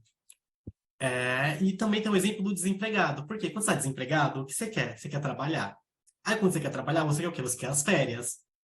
Então, entra muito nisso, né? Você deseja o que você não tem, e o que você não tem, você acaba querendo mudar. Porque a gente vai sempre querer isso, e as empresas usam isso. Então, pensa, o que a Apple faz todo ano? Ela lança um iPhone diferente todo ano, porque ela sabe disso. Então, eu quero o iPhone 11. Mas quando eu tiver o 11, eu vou querer o 12. E aí, ano que vem, quando eu tiver o 12, porque assim, né, é caro. Então, quando eu tiver o 12, já vai ter o 13, aí eu vou querer o 13. E as empresas usam isso para vender, porque realmente, porque nós estamos privados e sempre tem uma novidade, sempre tem alguma coisa que nós precisamos estar por dentro, né? E entra muito nessas questões, sim. Eu gostaria de deixar esses 10 minutos abertos para tirar dúvidas, qualquer questão, qualquer conceito que eu puder ajudar, né? Eu estou aqui disponível para ajudar vocês. Ou para a gente aprender junto, se for o caso também, que a gente está aqui, né? Todo mundo com o motivo de aprender. Isso é legal.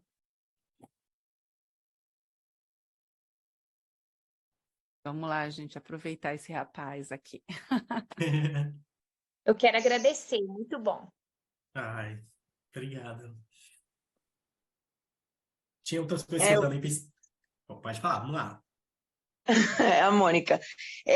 Matheus, falando daquela questão das desculpas, a hora que você estava explicando, a gente está passando por um problema assim com o meu neto, né, de 3 anos. Ele foi reprimido numa situação onde ele fez uma coisa errada na escola, mas acho com brutalidade, e a partir daquele dia, tudo que ele faz, ele pede desculpas, e ele pede desculpas com medo, assim, sabe? Então, no caso dele, a gente não conseguiu entender ainda nem o que fazer, nem...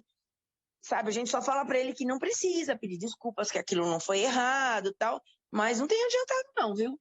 Ele fica o tempo todo pedindo desculpas e assim, com uma cara de terror, sabe? Uma coisa muito estranha. Nossa, gente, que situação, né? Eu acho que o mais adequado, mais interessante seria de fazer uma análise funcional e pensar numa estratégia pensando nisso. A gente precisa de dados, a gente precisa ver como está acontecendo, em quais situações, e talvez fazer um DRA, né? Reforçar algo ali perto, mais perto de um adequado, pensando nessas situações. Então, quando acontecer uma situação que você já sabe, ó, ele sempre pede desculpa nessa situação X que não é necessário. Então, quando acontecer aquela situação e ele não pedir desculpa, ele já reforça. Para que aí a gente vai aumentando isso, né? A gente vai pensando, mas a gente precisa de registro, né? História social ajuda. Então, faz acho que uns 10 ou 12 dias que isso tem acontecido, né? E primeiro a gente foi fazer essa investigação na escola, do que foi que causou tudo isso para poder pensar, né? Mas até que a gente fizesse tudo isso, não parou, o comportamento não parou, né? Até tinha comentado com a Liliane isso, mas não comentei esse final aí, que hoje eu saí com ele e continuou, sabe? Não é só dentro de casa, mesmo fora de casa ele continua fazendo isso. Então é uma coisa que está me preocupando, a gente vai ter que fazer alguma coisa aí. Dá para a gente fazer um mapeamento, né?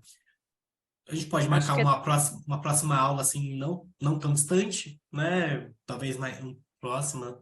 E aí a gente explica exatamente como que vai acontecer, como que funciona, os tipos de registro, para a gente pensar em uma intervenção. A gente precisa Legal. de dados para a gente ver em quais contextos que acontecem, né? Para ser algo que não vai ser só um palpite, porque se eu chegar aqui e falar, ó, faz isso, isso e isso, Sim. sem dados eu não consigo ajudar. Mateus. E acho que qualquer pessoa que chega e fala, faz isso e isso também, sem ver dados, sem ver Não, porque a exatamente o que gente está não sabe o que acontecendo, dá certo. aconteceu, né? Tem que Mateus, saber eu tenho primeiro. uma aluna no AE que ela pede desculpa toda hora em tudo que ela faz, em tudo que é errado.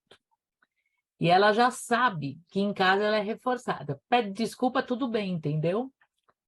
Então ela usa isso como Nossa. uma estratégia para Hum. poder fazer o que ela quer. Tem isso também, porque é muito comum que É eles usam como como se estivesse pedindo uma autorização, né? Ó, eu estou aqui, desculpa, estou pegando, não pode É pegar o isso controle. mesmo. Desculpa, desculpa. Ou seja, ela está falando, ela está quase um mando, né? Da última Olha, vez, ela pegou uma caneta da minha bolsa, pediu desculpa, falou que ia levar. Eu falei, então, você assim, não vai ou levar. seja, desculpa, me autoriza, é como se fosse um reforço condicionado generalizado. Ou Sim. seja, eu peço desculpa, eu obtenho qualquer item que eu não poderia obter. Então, virou um dinheiro. Eu estou comprando alguma coisa com meu desculpa. Resolve qualquer problema, né, também. Bate, pede. Isso, mas, Bate. gente, vamos combinar que adulto ensina, nem criança criança atípica a fazer isso o tempo todo, a gente não dá tempo para refletir, para pensar o que é certo, o que é errado. Ó, pede desculpa que tudo acaba. Que Infelizmente, resolve os problemas, né? E assim, é importante a gente se policiar, porque às vezes a gente faz isso. Às vezes a gente emite um comportamento, pede desculpa e acha que reparou. Só que assim, não repara, na maior parte das vezes, né?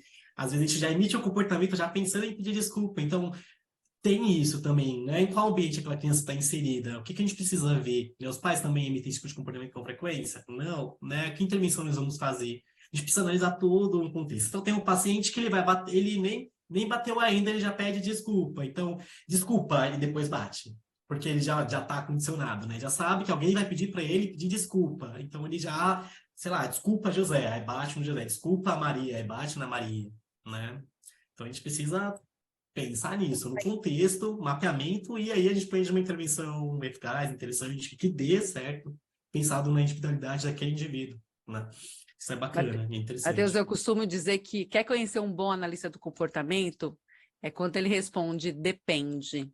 E assim, e eu acho incrível você dizer isso para a Mônica, né? A gente precisa fazer um registro, a gente pode utilizar o registro ABC, a gente pode utilizar algumas formas de registro para a gente mapear toda a situação, para a gente ainda criar hipóteses, Lili, né? quando você fala assim para o grupo, eu não sei quem está aqui, né? Tá. A gente pode fazer o registro ABC, a gente pode fazer isso. Parece A complexo, minha né? preocupação é assim, as pessoas não sabem, são professores, elas não têm esse domínio.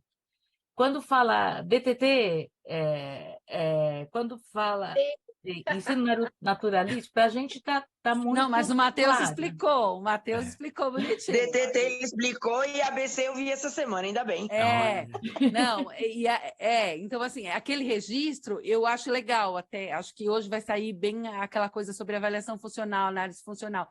É uma avaliação que você vai registrar o que acontece antecedente, o que acontece antes, a resposta e a consequência. E aí o Matheus falou desde o começo que o comportamento ele é mantido pelas consequências.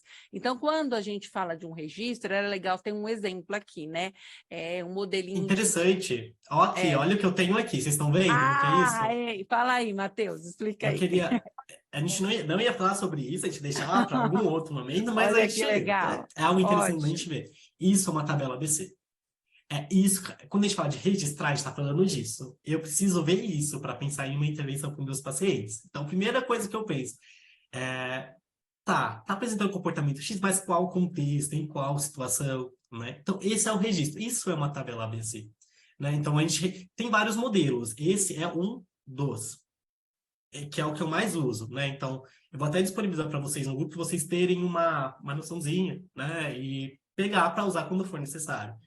Então, a data, porque a gente não pode pensar que a gente vai fazer um mapeamento de um comportamento, que a gente vai analisar um comportamento baseado em um dia só. A gente precisa de que isso aconteça com uma frequência, tipo 2, 3 dias, no mínimo, para a gente pensar em uma intervenção, né?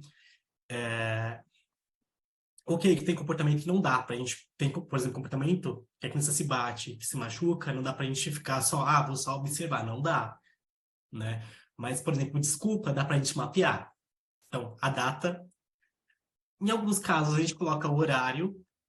Se teve alguma alteração da rotina ou na alimentação, porque isso pode interfere muito, né, nos comportamentos que eles podem emitir, porque a alteração de rotina, principalmente crianças no TEA, podem dar uma dificuldade ali, eles podem apresentar algum outro comportamento fora do que a gente espera mesmo, ou do que acontece. O que aconteceu? Minutos antes da crise, então você vai registrar, né? Então, pedido de desculpas, por exemplo. Vamos supor que meu paciente de volta aqui, o Pedrinho, mas aí o José bateu no Pedrinho e o Pedrinho pediu desculpa. Vamos supor que esse é o meu contexto, né? Então, o José bateu no Pedrinho. Quais comportamentos que o Pedrinho teve? O Pedrinho pediu desculpa. Aqui, como não foi uma crise, a gente não precisa fazer esse registro. E aí, deixa eu puxar para cá. O que fez o comportamento parar? Esse tipo de registro, tipo de tabela, é mais para crise, mas ela dá para a gente usar também, dá para a gente adaptar para pensar. Então, qual comportamento teve? Pedir desculpa. O que aconteceu antes da crise? Nós já temos, a gente vai analisar tudo isso. Então, entender o contexto, entender como que está, quais os principais momentos que aquele comportamento está sendo emitido para a gente pensar em alguma intervenção. Então, esse é um documento que a gente precisa ter, a gente precisa analisar, né? Eu trabalho muito com os gráficos, então uso um software chamado Aba+, não sei se vocês conhecem, acho que alguns talvez sim, outros não, e ele vai me dar alguns dados de como que está indo a evolução dos meus pacientes, né? Então ele fala, olha, habilidades sociais está isso, mas tal coisa não. Mas por que tal habilidade não? Né? E aí eu vou pensar, eu vou ver, se for necessário fazer esse registro também, eu faço, e aí analiso. Mas é indo dentro desse contexto, mas é uma tabela bem explicativa. Data, horário, alteração de rotina, se teve ou não, o que aconteceu antes da crise, quais comportamentos que teve, quanto tempo durou, se foi uma crise, né? E o que fez para o comportamento parar. Matheus, eu costumo antecipar um pouco os antecedentes e as consequências que são... As consequências são quase as mesmas. Vai para a sala da coordenadora, mexer no computador ou vai dar uma volta no pátio. Isso é clássico. Na minha escola é clássico. Ou tomar lanche junto com a diretora. Ninguém leva bronca na minha escola. Então, eu ponho com parênteses, né, para elencar e espaço para escrever outros antecedentes ou outras consequências. E tem facilitado bastante, viu? Ai, que bacana. E a Legal. resposta também, né? Se bater, se jogar no chão, jogar o estojo. A depender da criança, eu estou vendo já o que está acontecendo. O problema é os outros verem, né? Uhum, E com a sim. tabela está funcionando bastante. Olha, isso é perfeito. Isso é incrível, né? Isso faz toda a diferença, assim. Eu queria mostrar para vocês que a Lili já falou no grupo, mas a referência que eu usei, né? Eu peguei desse livro aqui, ó, desse lindinho, que ele é incrível. Ele tem muitos conceitos, se não todos. E um outro que eu vou pegar agora, tá aqui no cantinho. Licença, um bichinho. A É gente a tem Mônica que fez a pergunta, foi a Antônia sobre desculpas, o netinho dela? Foi a Mônica. Esse daqui. Então, ela observar essa tabela é bom, porque às vezes ela entendeu o contexto. Quando que ele está pedindo desculpa? Se é quando ele está privado de atenção, né? Que às vezes a criança quer ganhar atenção falando desculpa, aí você vai, desculpa do quê? É Que a minha hipótese do que Uhum. Então, aconteceu com o netinho dela. eu Mas fiquei eu acho. observando isso. Hoje foi um dia eu foquei muito nisso. O que acontece? Toda vez que ele tropeça em alguém ou que ele se desequilibra, ele pede desculpa, porque ele foi reprimido quando ele se jogou em cima da amiga, porque ele faz isso quando ele quer carinho, tudo, e a amiguinha estava dormindo na cama. E a professora foi muito rude e fez com que ele pedisse muitas vezes desculpa. Isso foi o que foi conversado na escola. Então, daquele dia para cá, ele vem apresentando esse comportamento. Hoje ele se desequilibrou na hora de subir o degrauzinho para entrar no shopping. Ele, ai, desculpa, mamãe, desculpa. Uma coisa assim, sabe? Então, ficou assim, quando ele perde equilíbrio, quando ele cai. Então, não vejo uma função naquilo. Eu não consegui entender ele discriminou. que aquilo tem uma função para ele. Quando tem Entende? uma atividade motora, né, dele, ele pede desculpa, como se aquilo fosse tivesse atingido outra pessoa, né? Ele está Isso, discriminando. exatamente isso. Uhum. Eu falo para ele, não precisa, não aconteceu nada. Tá tudo bem, não tem nada de errado, vamos continuar. Olha, vamos lá, eu tento desviar a atenção dele. Hoje não foi tanto, pelo que a minha filha comentou. Mas ontem chegou ao ponto dele nem comer. Uhum. Nossa. Bom, eu acho que tem algumas funções, né, que são as principais, que eu acho que vocês já devem ter ouvido, que é a sensorial, tem esquiva e fuga, tem tangível, tem automático, tem atenção. Aí eu acho que esse registro, tendo esse registro, fica mais fácil de pensar em uma intervenção, mas sem é um pouco difícil.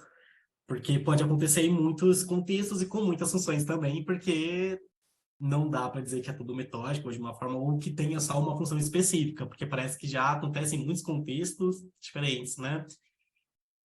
Mas acho que por isso mesmo.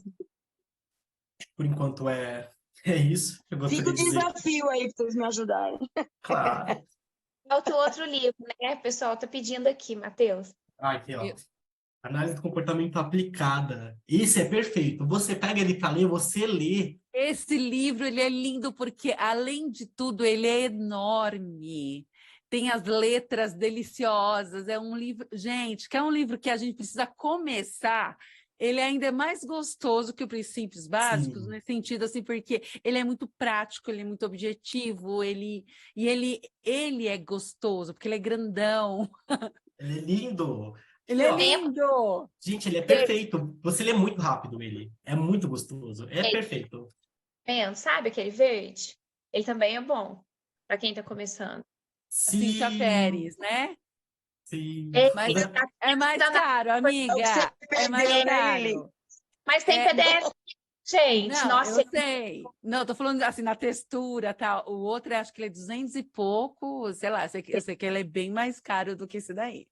Ele traz todas as práticas, né? Mesmo os PDFs, gente, vale muito a pena comprar. Muito a pena. Vale. É outra coisa ter esse livro aí em mãos.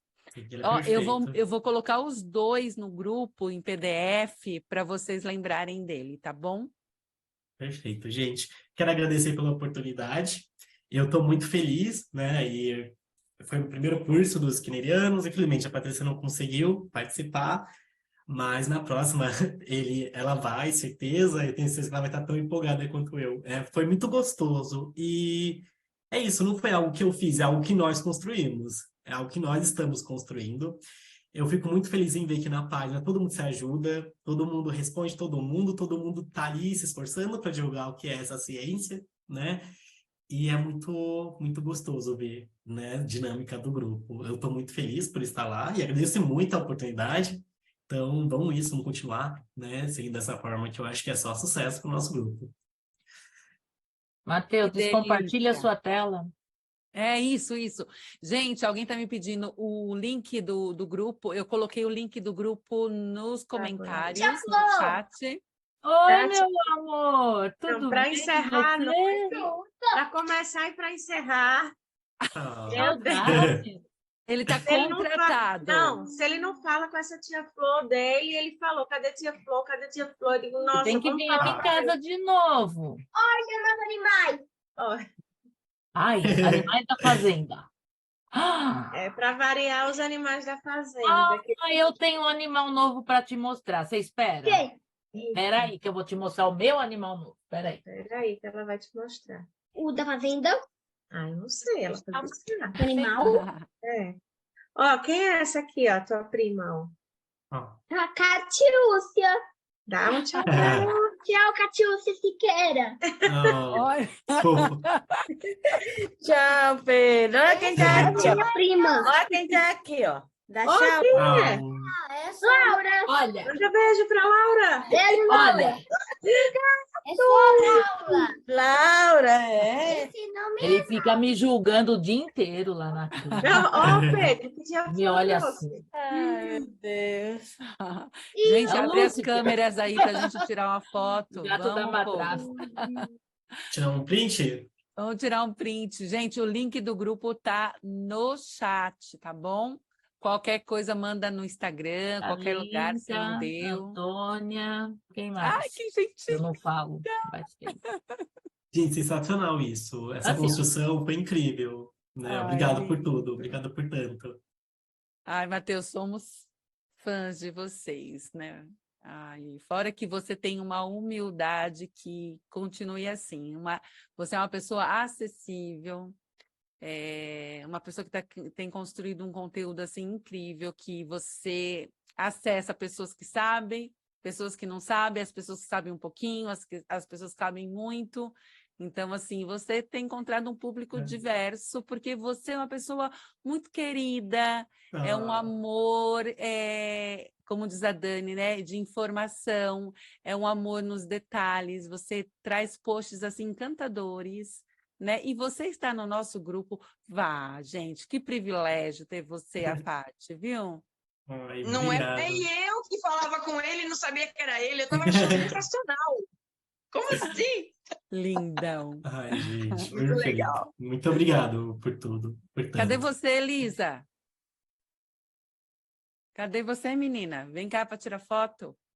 Eu tô aqui, não tá vendo eu aí? Ah, você tem duas aqui, Elisa. Ah, entendi. Para Você mim tem não duas. aparecem as duas. Ah, eu também estou em duas, ó. Eu estou aqui também. Peraí. Aí. Ô, Sheila, cadê sua caneca? Ah, eu não tenho a caneca, sou chata.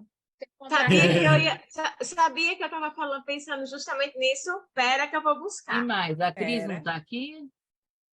A A Cris tá. também tem. Gente, preciso correr no banheiro rapidinho, que eu bebi 2 litros de água nessas 2 horas. Um minutinho, já volto. Gente, para aproveitar esse tempinho, dia 12, Ó, qualquer R$50 pago. Oi, Sandra. a Flor vai patentear e vai fazer a lojinha. Já copiaram, né? Tudo bem. Já. Análise funcional da minha vida quando escuto as seguintes frases. Aba robotiza, respeitar o tempo da criança. Quero ver você na minha sala. O erro faz parte da aprendizagem. Ai, adorei. Mas legal. todo mundo sabe que foi feito por você, né? Mesmo quem Mas foi copiou. copiado já. É igual a 8ª dimensão da aba. Tá todo mundo falando, mas quem criou foi a Flor. Nossa, virou até discussão de artigo Né? agora. Eu falei, gente. Tem que patentear. Gente, dia 12, nós vamos ter aqui o Rafael, que trabalha com comunicação assistiva, desde aquelas do mouse, sabe? Como fala? Ocular. Ele fala aplicativos, ele é Rafael. muito bom. Coloco lá no grupo. Ele é um técnico, né, da informação que trabalha com aplicativos de comunicação alternativa. Então, assim, desde aquela comunicação mais sofisticada, que precisa de maior tipo de tecnologia, como a do aplicativo de app, de iPhone, né, de Android, de iOS, e ele vai trazer várias possibilidades. Tá? E eu estou fechando com a Natasha, que trabalha com gráficos em Excel, porque o Matheus acabou de falar que usa o Aba+. A Aba+ é um software que tem que pagar, né? Que geral, na clínica que eu estou, a gente usa o Catalyst lá, né? Então, assim, mas a gente tem outras opções que não são tão oficiais, que a gente pode utilizar Excel. E alguns Excel, como a Natasha usa, são bem bonitinhos, sabe? É uma tecnologia, eu não sei, não lembro o nome dessa planilha. Quem lembra aí fala. E a Natasha, ela oferece vários protocolos em Excel, bem bacana. Então, eu estou fechando com ela para vir no nosso grupo também. Eu já estou para fazendo mostrar. Gráfico à mão, já estou achando ótimo, imagina. Não, a gente tem o gráfico da Natasha. Não dá tempo. Você, o Gilmar e o Danilo, nós temos, né? Eu também não utilizei, então acho que também é uma...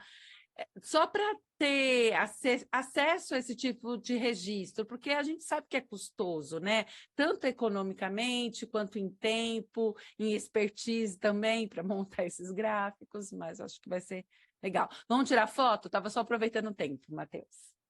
Alguém Vamos tira. lá.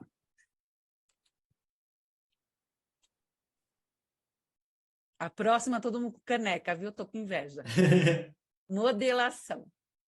Já cobrei essa caneca aí. Quem tá tirando foto? Quem que falou que já cobrou? Mônica? Quem tirou foto aí? Alguém conseguiu? Deixa eu tentar. Eu acho que eu não vou. Eu mandei uma. Ah, legal. Olha, perfeito, então. Então, tá ótimo. Aí. Gente, obrigada. A Margarete apareceu, bonitona. Maria Clara.